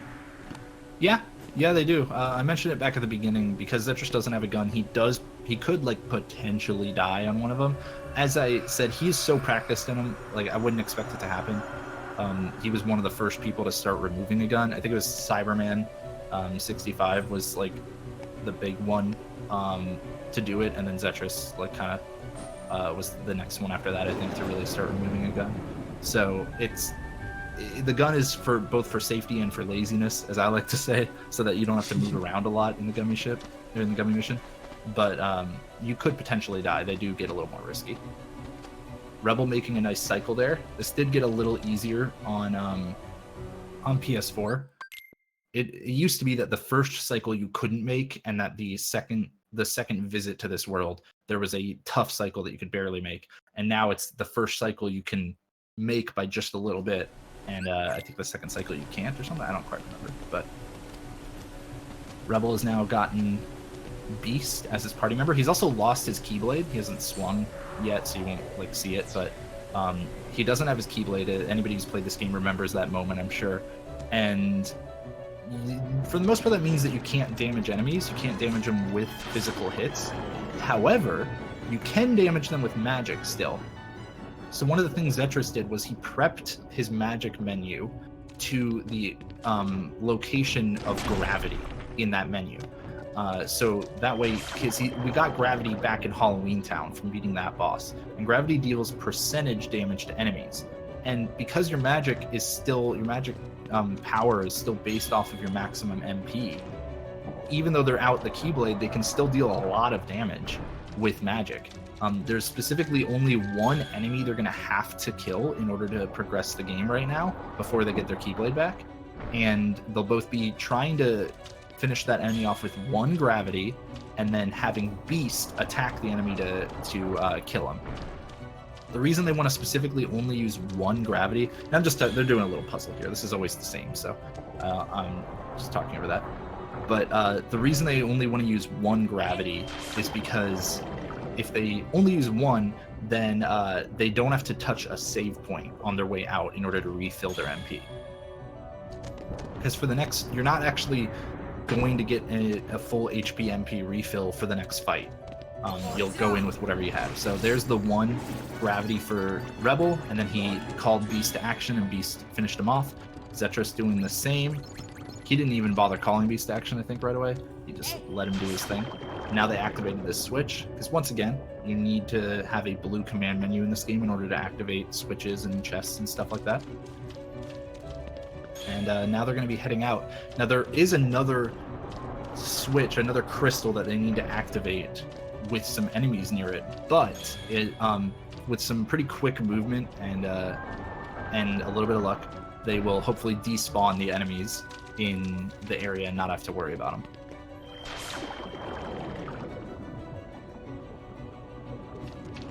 We'll see if either runner points the camera at the save point. Rebel just rolled past it. The save point is right there, so it only takes 2 or 3 seconds to go stand on. There we go. You can see it behind Zetris. But it's still, again, that 2 or 3 seconds that you want to save yourself. It's those small time saves that really add up over the course of the whole run. So Rebel's dodge rolling into this corner so that he can despawn all of these dark balls that just spawn. So that way he can activate this crystal. It went well for him. Zetris following suit, and it's going well for him as well. Now they're just going to head to the front gates, which were locked before. That's why we had to go down the other way. And he'll be heading into the first fight with Riku. Now this fight, this is a pretty weird fight. We have done all we can to basically try to mitigate how terrible this fight is. But sometimes it'll go your way and other times it won't. And that's just kind of the way this fight works. Ideally, what we want to see happen is we want to be able to use Ars Arcanum to deal a lot of damage, and then we want to see Goofy deflect Riku as much as possible.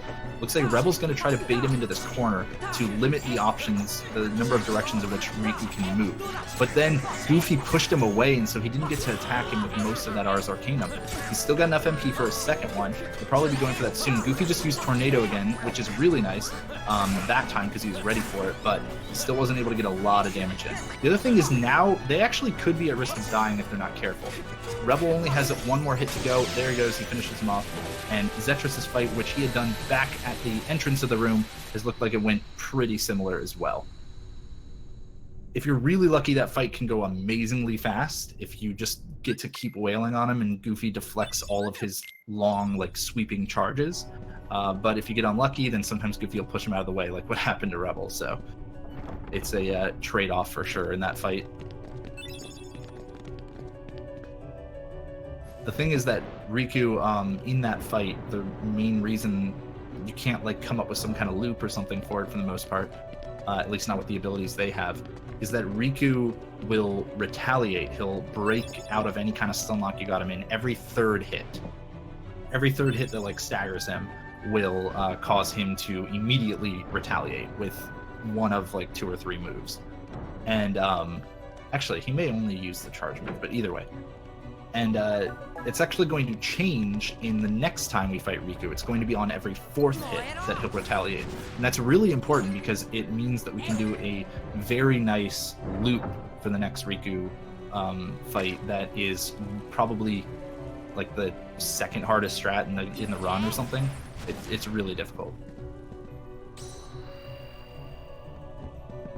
For now, they just gotta collect some pieces to a puzzle by kind of showing their strength or teamwork and magic or something. I don't know. Game plot devices. Okay, so we got a nice comment in chat. How many games does J-Hobbs know about? This guy knows so much about so many different games. He really does. I'm going to give J-Hobbs a hand for pulling through with the commentary. He's pretty much solo commentary. I'm just here being an idiot. Hey man, being the quote-unquote dumb guy is a good role, I think. It's nice, you just get to ask questions the whole time. Oh, yo, and the Tony Hawk coming. Oh, Rebel messed it up! Alright, let's see if Zetris can do it. This is the one momentum conservation in the run, it's great. So you jump on this railing and then you let the the slide, give you a bunch of momentum, and then you jump off. Zetris had a nicer one there. It's I always beautiful. like to call that the Sean Palmer's snowboarding video game. That's Spike and I call it. But yeah, it was originally the Tony Hawk.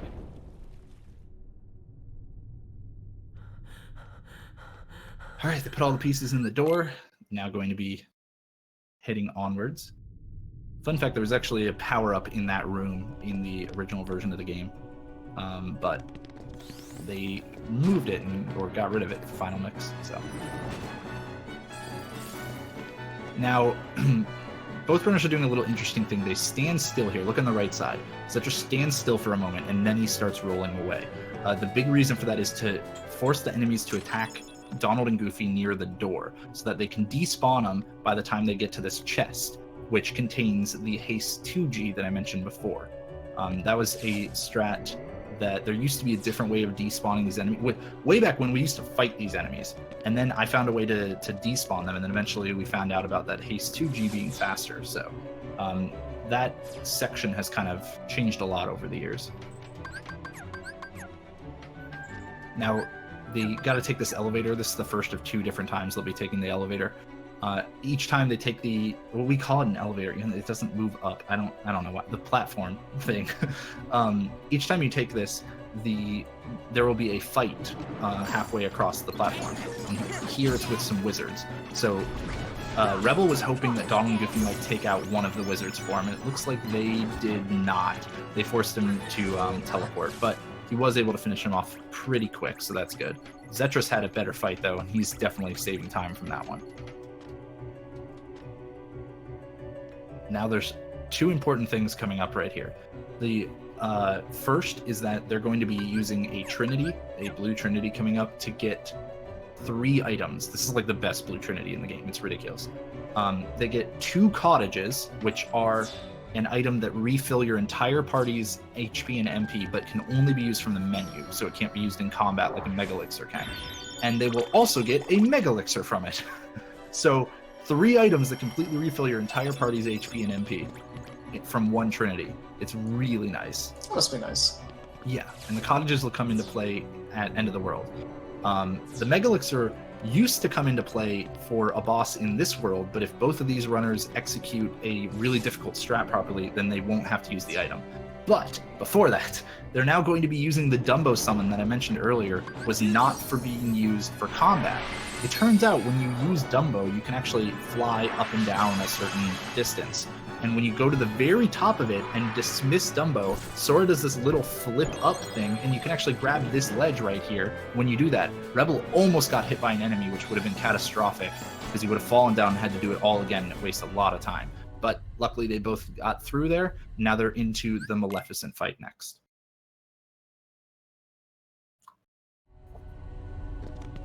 All right, this fight, there's not a lot to this fight. It's like slightly harder, I guess, on PS4 than it was on PS3. It used to be a little easier, but it just got a little weirder, basically, not even really harder. The main thing is that they're going to be doing some attacks, and then they'll be using 2 Ars Arcanums in this fight. They want to use these aerial swings and specifically not use finishers on the boss, because if you use a finisher on Maleficent, then she'll stagger and she'll teleport away, and oh my god, she's teleporting away from Zetris. That is really awful. I didn't quite see what happened. I don't know if he somehow staggered her or if he just missed a hit for too long or something like that. That is a huge time loss. You can see right now, all of this time, he could have already been done with this boss fight. He has to wait for her to teleport all the way to the other side and then come back, use gravity on the platform, and then finally finish her off. That is rough. That's a huge time loss for him. Rebel, though, It looked like he had accidentally dropped, I think. Maybe, but even then, that's what I'm saying about how this fight got weirder on PS4. It used to be the easiest fight on PS3, but yeah, now that can happen. So Rebel's now into Dragon Maleficent. This is the strat that got me into speedrunning this game. Okay, you use Stop on her. This is similar to what we do on Hook. You stop on her and then deal, ideally, I think 5 hits of damage. It's either 5 or 6 hits of damage. I think they're doing 6 actually, in order to avoid using a Mega Elixir. Yeah. Normally, the way that you would fight this boss is you do 5 hits of damage and then use a Mega Elixir when you run out of MP. But Rebel and Zetris are nuts, and they do a ridiculously hard version of the strat that involves not using the Mega Elixir, and Rebel executed it perfectly. So that was fantastic. Zetris is now in the middle of his as well. It's looking really good for him. If you let the boss fall out of the stop loop for too long, then she'll basically just break out and kind of start moving her head around, then you can't really hit her. Zetris is going to have to be really careful to finish off the boss, and there he did. Nice job from Zetris, taking the quick kill from that as well. Both of them being able to save that Mega Elixir, which is always an added benefit. That is, I cannot overstate how difficult the version without using a Mega Elixir is for that boss. Like, they both pulled it off, and it's just that boss is one of the hardest strats that you learn over the whole run, even when you use a Mega Elixir during it. And they do it in a version where they have to deal an extra hit on every loop. But we can't. I'm sorry, we can't even settle down. I'm sorry. Okay, it's such a boss rush. It's nuts. So now they're into Riku 2. I mentioned earlier, this guy will retaliate every fourth hit that you deal to him. So we're going to open up this fight with some Ars Arcanums just to deal a lot of damage very quickly and to try to push him into a later phase. And now we're also going to get a slightly different strat from each runner here. Zetris is going to go for 4 hits per loop, and Rebel's going to go for 5 hits per loop to try to make this fight faster. And ooh, so far it's a little scary for him. If they both do this correctly, they will never see the DM from Riku here. There is a very specific timing in which you have to hit him, and unfortunately, looks like you broke out. It's similar to Anti-Sora and Jafar, where there is a really, really specific timing for when you need to hit him to keep him staggered and keep him in the loop. Right now, Zetris did a ground hit. That's going to be a little scary. Rebel's now finished off the fight. Zetris can catch up a lot of time here if he doesn't see the DM, but there it is. He swung a little too early, and unfortunately, that pushed Riku into the DM. So neither runner getting DM skip here. A little surprising because they're both tend to be pretty consistent with it, but not that surprising from Rebel's side because he does go for the much riskier strat. But evening out in that fight, and we're finally done with the boss rush that is Hall of Bastion 1. All right, take deep breaths. I'm gonna take a little sip of water here, actually.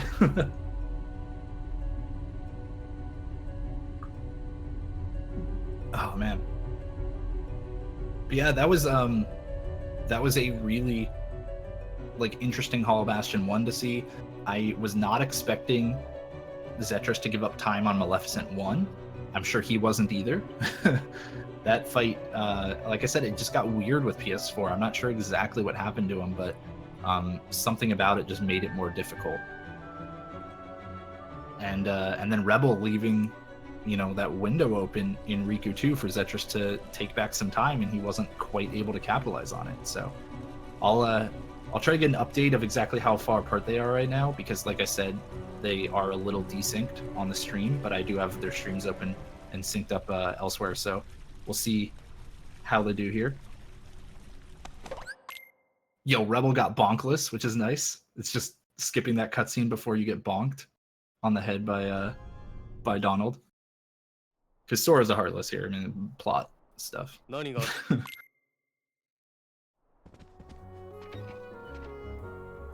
All right, it's looking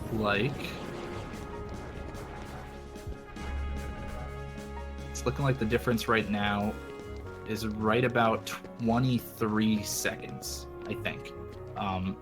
Rebel has about a 23-second lead. Certainly not insurmountable for Zetris, but of course, I'm sure Rebel's happy to see himself in the lead right now. It's still pretty bonkers that they're even this close, this far into the run. Also, Zetris got bonked like crazy, and so I gotta give him crap for that. It's just different. Got bonked on the head by Donald, man.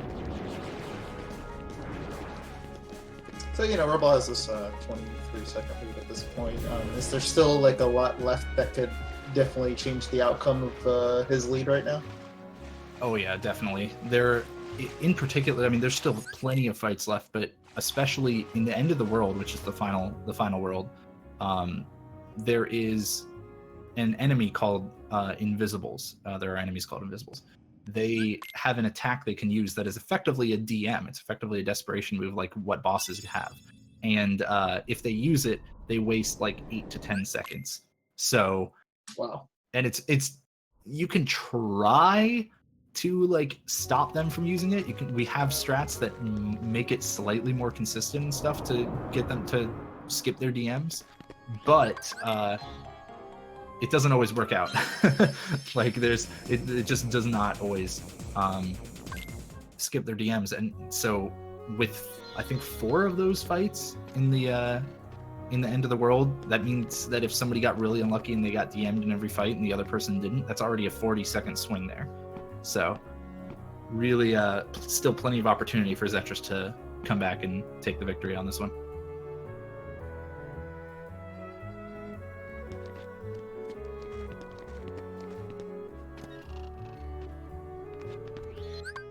All right, so now they are done with this visit for the most part. The Traverse Town 4 visit, the only real thing of importance is that they now have gotten the Oathkeeper Keyblade, and they're going to go into the gummy menu here and put on that Haste 2G that they picked up in Hollow Bastion. The Oathkeeper Keyblade is going to be, once they put it on, it's going to be the only Keyblade they use for the rest of the game. We used to use a combination of Oathkeeper and Divine Rose. There was a strat where we used Oblivion for a little while, but it turns out, because of all of the strength that they got earlier on in the run and all of the experience they've gotten from bosses, they, with the Oathkeeper and with only changing certain pieces of equipment, like certain accessories, they can max out on damage for every boss from here on out, if as long as they equip the right things. So Oathkeeper, which gives you extra magic instead of, it still gives you extra strength too, but it's not as high strength as Oblivion and Divine Rose. It turns out that we're going to want that extra magic instead from it.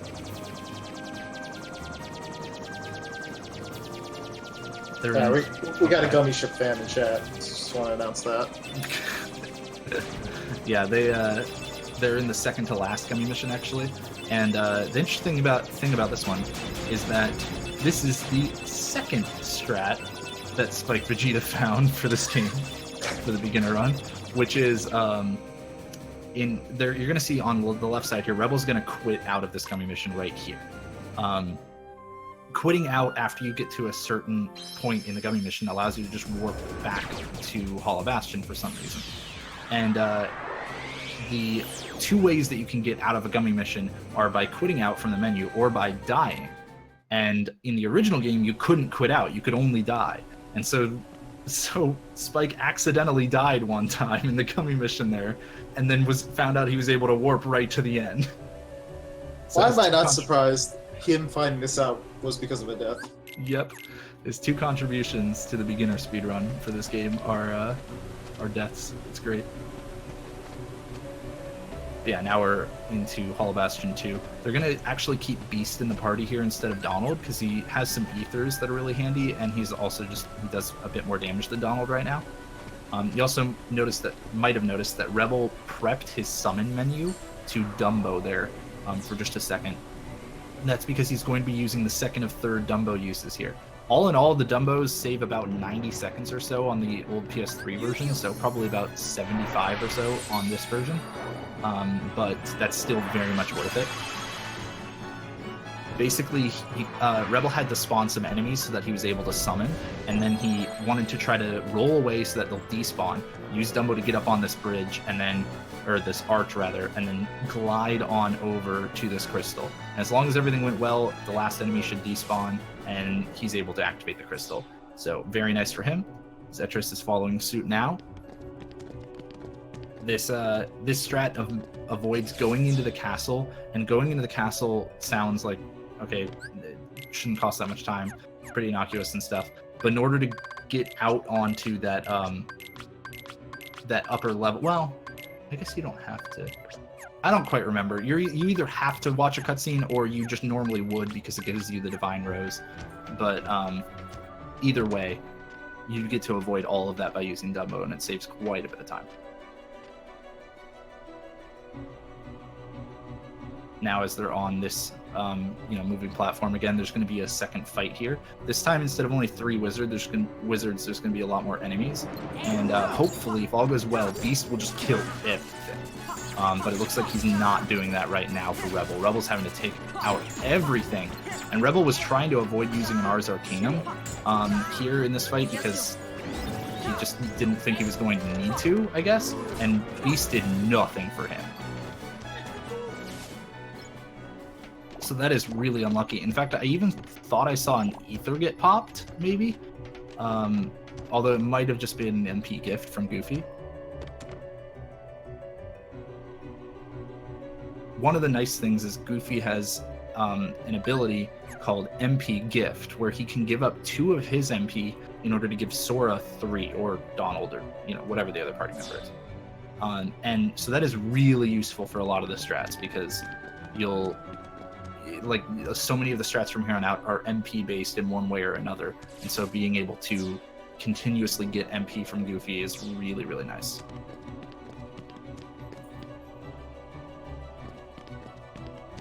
Alright, coming up to the 3rd usage of Dumbo here. This one is pretty much identical to the first time that we used it. It's in the exact same spot. The enemies are different though, which means that, like, you could potentially have higher or less chance of getting hit. I believe in the 3rd Dumbo use, you're probably a little safer, a bit less chance of getting hit. And it looks like it didn't happen to Rebel, so we'll be happy with that. Gets to move on.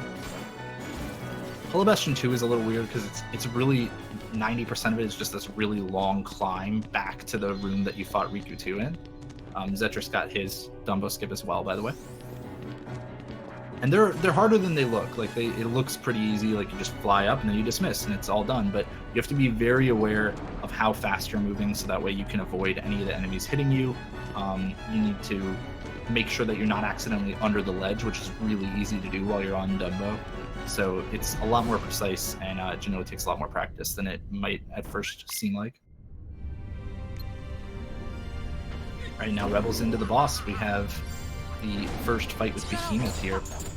Behemoth is only vulnerable in this horn that you see Rebel attacking right now, and he will, after taking a certain number of hits, or while being in certain phases, he will become vulnerable and be knocked down there. So you'll see Rebel uses the Ars Arcanum when he's on his back, but also once he knocked him down for a little bit of a faster strat. He used Ars Arcanum there to stay on the boss as he took a leap, which is really nice. It is a pretty advanced strat, and it's hard to pull off sometimes. Both runners have done a nice job dodging the lightning that comes after each knockdown as well so far. And if Rebel's really lucky, he might be able to finish him off here, but no, not quite. But he should. Okay, he's going to cure through the lightning that time. Beast is in the way for him. He can't get onto his back, but he finally does, and finishes him off with an Ars Arcanum. Zetrus now has done a lot of damage to the boss as well. Both have had to deal with a few reflections, or deflections rather, and there we go. Zetrus finishes him off too. So still keeping that lead is Rebel with some very nice boss fights. I can't talk anymore. Jeez. Don't worry about it. Listen, here's what you need to know. Zetrus seems like he's kind of catching up a little bit. Yeah, maybe. It's hard to tell. But I think Rebel had the better Behemoth fight, but Zetrus had such a better fight on the elevator, the moving platform thing, that certainly caught him up a lot of time. So. And now we have an unskippable cutscene here. If they could skip it, they would, but they can't, so they don't. Can I just say, everybody, that this is a 2-hour and 25-minute estimate, and these runners are literally more than 20 seconds apart? Yeah, it's nuts, man. Again, the difference is a little larger than it looks on stream, just because of, natural kind of desync that's happened over the course of streaming things on the internet.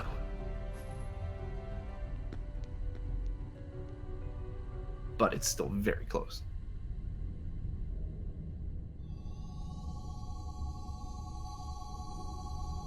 Yeah, for whatever reason, so you couldn't actually skip any cutscenes in the first version of this game on PS2.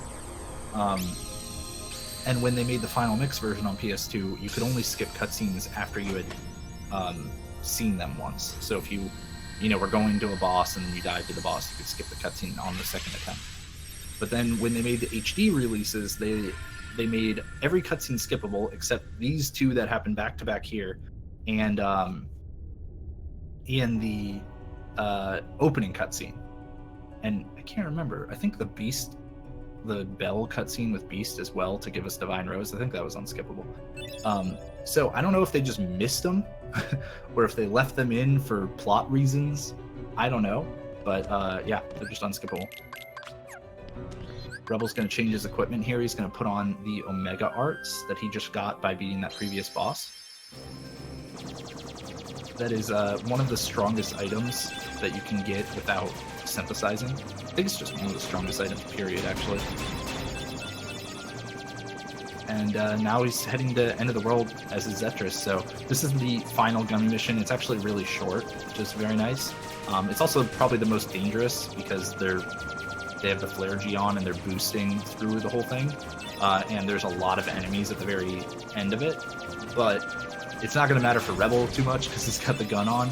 The big thing about the gun too is that it allows you to kill meteors that have armor inside them. So even if you do take a bunch of hits for some reason, you can just refill your health. But Zetris can't do that with no gun on. Again, I'm not expecting anything weird to happen to Zetris here. Like, he's done this so many times. He'll probably just move in like a little, slow pattern to bait all these enemies in one direction. While so having all of their attacks. Is having like more things on screen doing this like laggy and causing him to lose time? No, not on PS3 or PS4. On PS2 it did a little bit. I think that gummy mission a little bit and a couple others. So you would generally want to try to shoot as much as you can on PS2 to try to get less objects on the screen. But in general, there's not very much lag at all in this game. And certainly not anymore on HD releases. So Rebel is now into our first fight with Invisibles, those enemies I talked about before that can waste a lot of time through very little fault of your own. And wow, he just got very lucky because Goofy staggered the last Invisible that could have ran away. Zetris is taking a different tactic with these guys. He's using Stop in order to freeze them in place so he can throw a lot of gravities on them and have them all blow up at once. It is, in the optimal case, slower to use Stop. But if you're able to catch all of the enemies and stop, then you know that they won't use their DM. So it is kind of just a player preference kind of thing. And I think Zetris really just doesn't want to have to deal with them DMing and causing them even more time loss here. Now we have the Angel Stars fight. This one can be obnoxious because of what they're doing to Rebel right now, which is just fly really far away. The other thing they can do is potentially guard themselves and prevent any attacks, and that'll often happen if you have Goofy and Donald like attack one of them a lot but not kill him. It looks like that's not gonna, oh there it is, yeah, for Zetris on the right side you'll see he can't attack the boss. That's kind of, or boss, the enemy. That's kind of like the Angel Stars DM to a degree. They just guard up and waste time. So a little worse fight for Zetris, but for both of them they got pretty unlucky and the enemies like flew up in the air. So both runners used a cottage now, and that has refilled their party's HP and MP. Now this Behemoth fight here, Rebel's using a different strategy than he did the first time he fought this, and that's because now this enemy is considered a regular Heartless instead of like a boss, and because of that it means it's vulnerable to gravity magic, which gravity deals percentage-based damage. So he uses it a lot to really melt the health bar early on because it's based on percentage of current health, and then gets on the back and uses Ars Arcanum to really deal a lot more damage and finish the boss off before it brings its head back up. Zetris doing the same. I think Rebel had a slightly better fight there. Kind of how it's been going for most of the run. Rebel's been having slightly better boss fights that have just been keeping that advantage for him, and earlier on was catching him up a lot of time.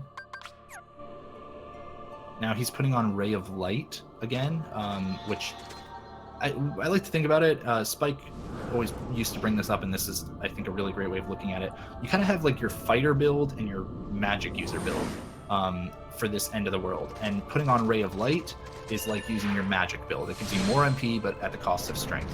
Putting on replacing Ray of Light with Raven's Claw gives you extra strength, but at the cost of MP.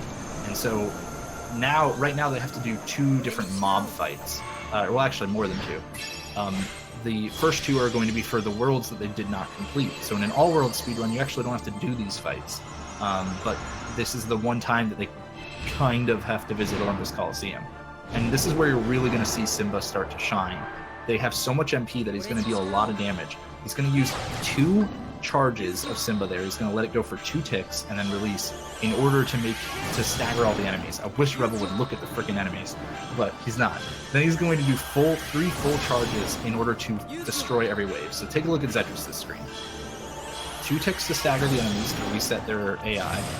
Then he gets just enough time off to get that full charge, and now he has enough time as each next wave spawns in to completely wipe them all out with Simba. Simba is really good. Yeah, it's a bit broken. Yeah, but you can't use him underwater because how would he breathe? So Rebel's going to have to use different magic instead. He'll be using 5 Fire Ragas on each of these enemies that I can't remember right now, but who cares? He specifically wants to finish these off with magic, because if you finish them off with physical hits, then they split into more enemies. Now he's got the larger aqua tanks to deal with, a single gravity on each of them to lower their health, and then some Fire Raga spam to finish off all of the enemies in the room. A lot of those enemies like to move around fairly wildly, and so Fire Raga is a really nice tool for dealing with them because it is a homing attack, as well as just we have our magic, quote unquote deck like equipped in order to have more damage for Simba. So you might as well keep using magic in that fight. Man, all these worlds that we went to in this run, man. Yeah. Nostalgia. Hey man, 100 Acre Wood's the best one here because it gives you a Mega Elixir. It's great. Oh, well, in that case. That's about the only good thing about it. Yeah. Now we got the second fight with Invisibles here. This is the Hollow Bastion like portal, basically. Rebel's going to do what he can to deal with them, try to stop them from DMing. Holy crap, are they all dead? That was so fast for Rebel. Wow, there's a combination of luck and just doing a nice job of positioning his gravities to hit as many enemies as possible. Now it looks like Zetrus should be able to skip a DM, also unless he can't stagger him here, but he was able to. It's certainly going slower than Rebel's right now. Rebel's picking up another elixir on his way out. Zetrus getting it on the way in instead. Zetrus, you need to, not hit the computer, but talk to it. And now Rebel is into another boss fight. This is Chernabog. This boss fight sucks. Like, I'm just gonna get that out there right now. Basically, he has 3 different patterns he can use when he starts the fight off. He gave Rebel the Roar, which I think is what you don't want to see, although I'm not 100% sure. And basically you have flying mechanics to deal with in this boss fight, which is similar to like what we saw in Neverland. Well, we didn't really see it, but they existed in Neverland. And the thing about this boss fight is that we took the staff way back at the beginning of the run, and this fight is one of the reasons we took it. We now have access to an ability called Leaf Bracer, so that whenever you use Cure, you cannot be damaged while using Cure.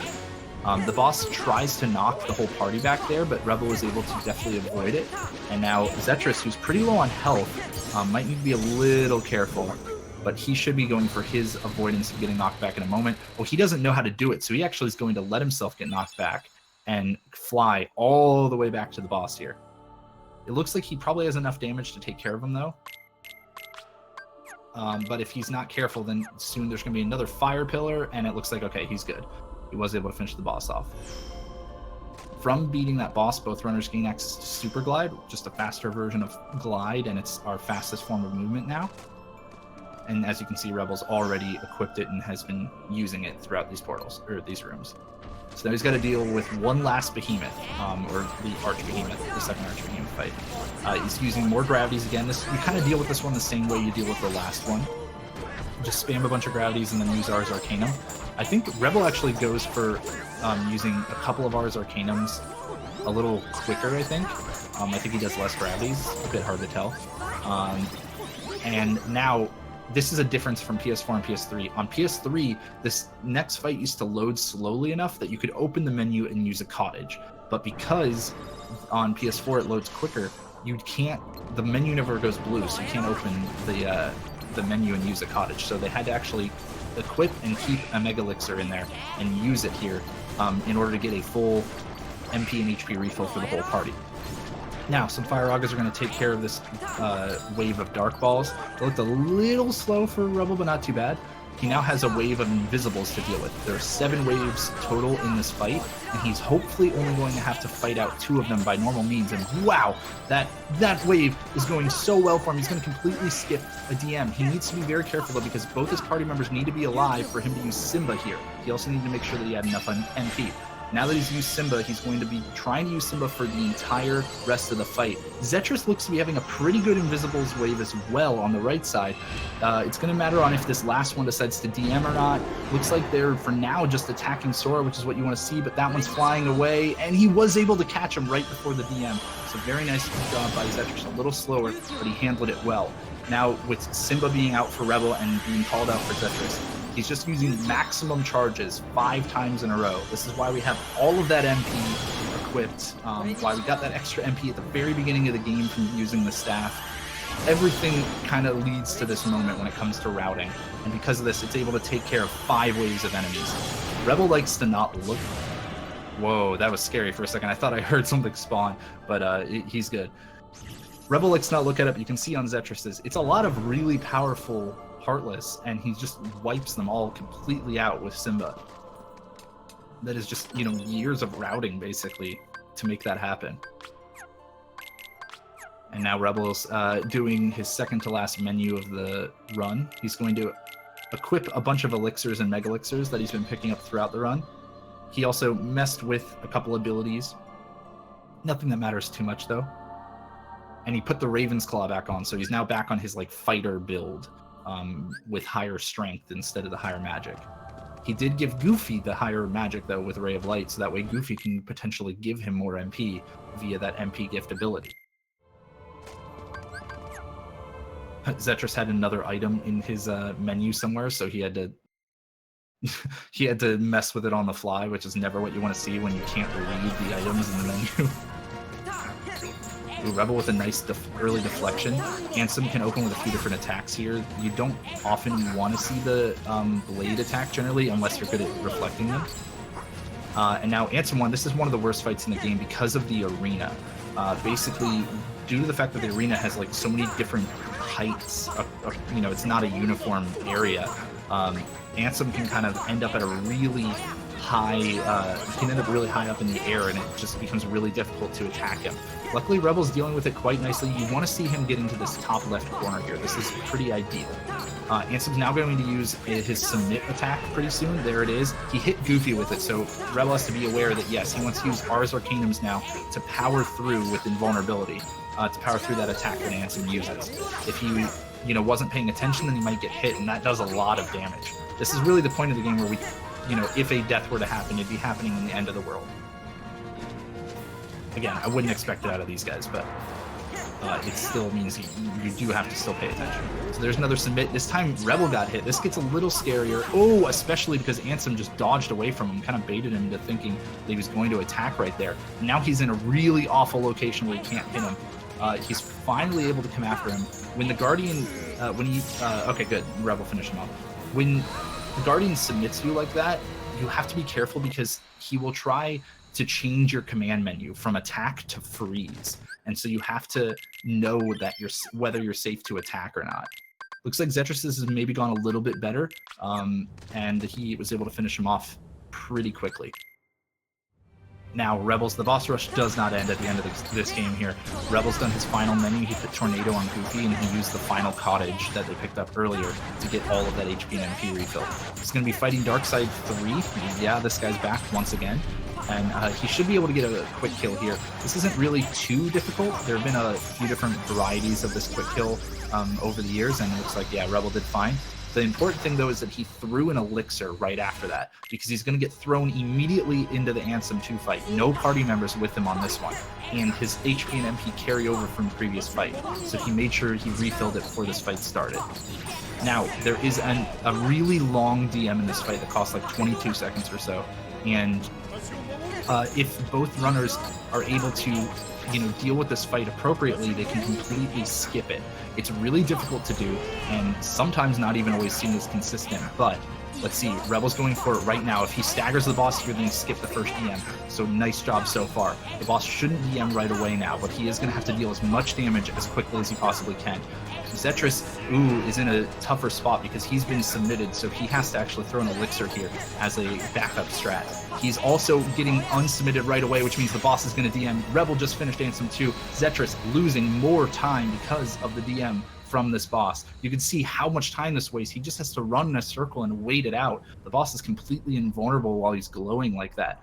And that was just, unfortunately, he got submitted, and so he wasn't able to execute the skip properly. Even though Zetrus is one of the kind of most consistent at that historically. We now see Rebel on to Ansem 3. We have to deal with flying mechanics once again. Pretty similar to Chernabog, he's going to be avoiding using finishing combos, like using the finisher of his combos, unless he knows that he won't be able to start up a new combo.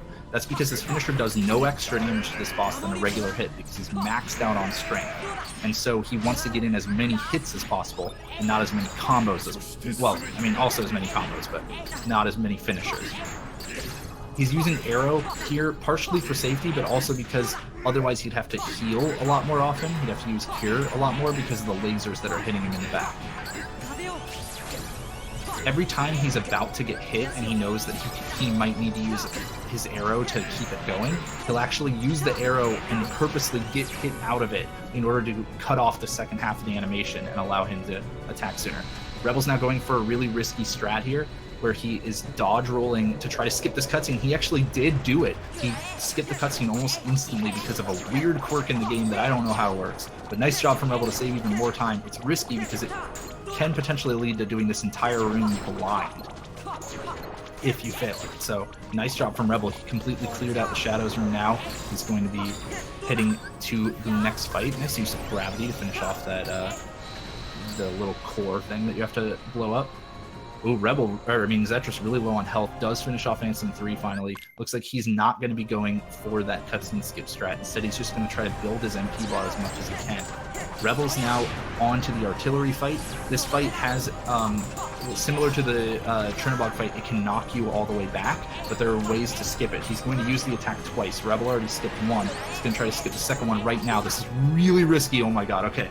He got it. If he had mistimed that Ars Arcanum and whiffed on one of the enemies there, then he would have actually been completely one-shot by that boss.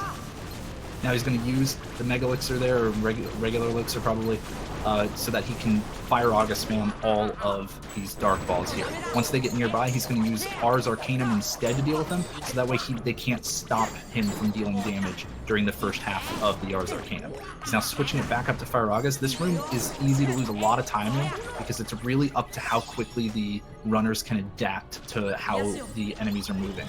Rebel did a pretty nice job of it though, and he's already moving on. Zetrus, meanwhile, has done his artillery fight and will be heading into the Dark Horse room just the same, but he is going to heal first. He was at risk of getting knocked back there, but he had just enough time. Looks like his Dark Balls room is going to start off with the Fire August as well. When they get close, he'll probably be using the Ars Arcanum too. There it is. It's again invulnerable during the first half of that, and then you have to bash out more attacks. Rebel on the left side is on to the face now. He equipped Tornado on Goofy mainly for this fight and for the final one, so that Goofy can just deal that little bit extra chip damage. He's not going to bother healing him though once he dies, because it's not worth that much. He has to avoid all of these lasers and either damage boost or cure through any of the attacks that the face uses here, like this one. He's using Cure in order to avoid it with that Leaf Bracer ability. Looks like Zetrus had a bit more trouble with the Dark Ball room, and he's sitting on pretty low health. Okay, good. There's the heal, and he's even going to throw Mega Ether that he picked up as well. Rebel's finished the face fight off now. He's just trying to build up more MP for reasons. And he's going to be heading into our final wave of Invisibles. Okay, this is the final room, the final fight in one of these dark rooms. And this is the last big chance for him to lose time for Zetrus to come back. If this fight goes horribly, he could potentially give Zetrus a door open, but no, it went perfectly for him. Excellently done, completely kills all of the Invisibles, no DMs.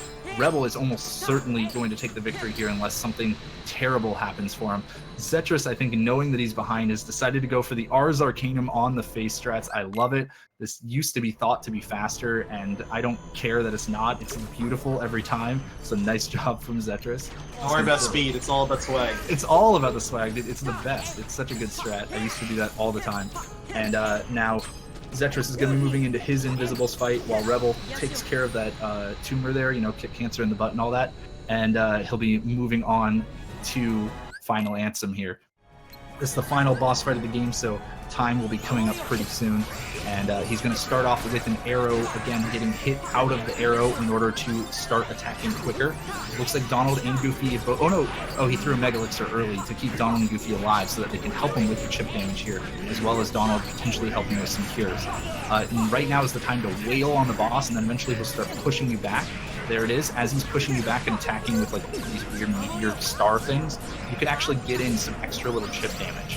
Looks like Rebel's going to throw another Mega Ether here and then try to finish off the boss. When this boss's health gets to 0, that is time. So get ready. Zetris is coming up soon, but it's going to be too little too late. Rebel with the final hit now. Time. 2:16, 54 from his time, or 58 from ours. For Rebel here, that is awesome. What a fantastic time there. I think that's really close to what he got the last time these two raced. Now Zetris letting himself get really low on health there before curing, because he knows with that Leaf Bracer that he's able to take that, he's able to use that cure and get invulnerability frames. He's not going to bother healing Donald and Goofy just yet. He's going to wait on that until after Ansem has pushed him back some more. Ansem's whole goal with this pushback attack is to push you into an explosion that happens very far back. So instead, he's just going to hold forward and resist it and then use a Mega Elixir to bring back his party members. So now he's going to wail on the boss once again, try to finish him off here. Using the arrow right before getting hit, very nicely done. Zetris' time is coming up soon. Oh, the boss doing the worst attack for trying to deal damage to him. And time for Zetris. 2:18:03. Very nicely done as well. Man. Yeah, Zetris's was a 2:18:02 on his stream and 2:16:54 for Rebel. So, whew, that is a really close race. Like I said, anything that is within a minute or two is ridiculously close. Especially because... think of how close that was going into the end of the world and how much it changed over the end of the world because of just a few fights here and there that Rebel was able to take care of faster than Zetris. That race was fantastic. These two almost never disappoint, I swear. It's great. Yeah, that was awesome. That was a great race. So thank you very much, Rebel and Zetris, putting on a show for the fans. We really appreciate it. Big shout outs to J Hubs. Thank you. Having the commentary, holding it down by himself, basically. Oh yeah, it's always a little rough. Yeah, it's when you have to commentate a 2-hour and 20-minute game. That's really hard for anybody to do solo. Especially this game it's so long, but so many sections are action packed. Like it's got its downtime, of course, like any RPG does, but a lot of it is so action packed that you just never stop talking. But I love it. It's always fun to do. Thanks for having us, man. It's super fun doing this. Yeah, absolutely. It was a pleasure. And yeah, so that's kind of a taste of what you may be seeing at SGDQ. You won't quite see the same category. So they will be playing the, I just want to make sure I got the exact category. So I believe it's level 1 proud mode, is that correct? Yes, level 1 proud mode. Okay, yeah. So level 1 proud mode will be run by Mistmaster 1. So it'll be Friday. So the local time will be 2:22, which is Central Daylight Time. So you can go to gamesdonequick.com/schedule. I can also put that in the chat for you right here. So you can just go ahead, click that link over there. It will take you to the schedule. You can see where all the runs are, in particular where the Kingdom Hearts run is, which again is going to be Friday in the afternoon, local time. So we hope you guys will check that out. And yeah, we'll be doing more broadcasts like this leading up to SGDQ. This will not be the last hype show. But our next hotfix is actually going to be something different. So we are finishing up our Speedruns Live Season 2 tournament. So that'll be done this weekend. We have like a whole bracket and stuff. So we got a top 8 that's going to be played out. So you can look forward to that. But yeah, J-Hubs, any final thoughts? No, I'm just really excited to get another close race out of these guys. I hope everybody is excited for the Kingdom Hearts run at SGDQ and just SGDQ in general. If you liked my commentary at all, I'll be there on the couch also. So, and if you didn't like it, well, too bad. Oh well, you just So, have to deal with it. there'll be other people there too. It won't just be me. So, Okay. and Mist is also going to be obviously talking. So, it should be really exciting. Yeah, absolutely. Well, yeah, once again, thank you very much, Jay Hobbs and Zetris and Herbal for putting on a great show. Like I mentioned, we will be doing more of these type shows. So this coming Monday, same time, 7 p.m. Eastern Daylight Time, we'll be having a Borderlands 2 all quests co-op run. So a 3-player co-op run. We'll be having that for you. So that'll be pretty cool. Hopefully people will enjoy that. But for now, that's pretty much going to do it. Final reminder, just want to let everybody know that we're still taking prize submissions for SGDQ 2018. So if you are interested in submitting a prize, go ahead and head over to our website, gamesdonequick.com, and there's a prize guide over there. So you have until June 10th to do that. But other than that, it's going to wrap it up for us. We're going to go ahead and send you over to raid somebody.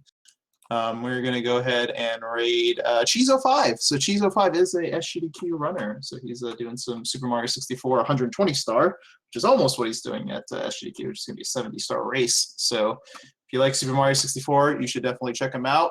See him practicing, give him a hi. And yeah, that's going to do it for us. So until Saturday or Monday, hopefully, we'll see you guys later. Thanks for watching.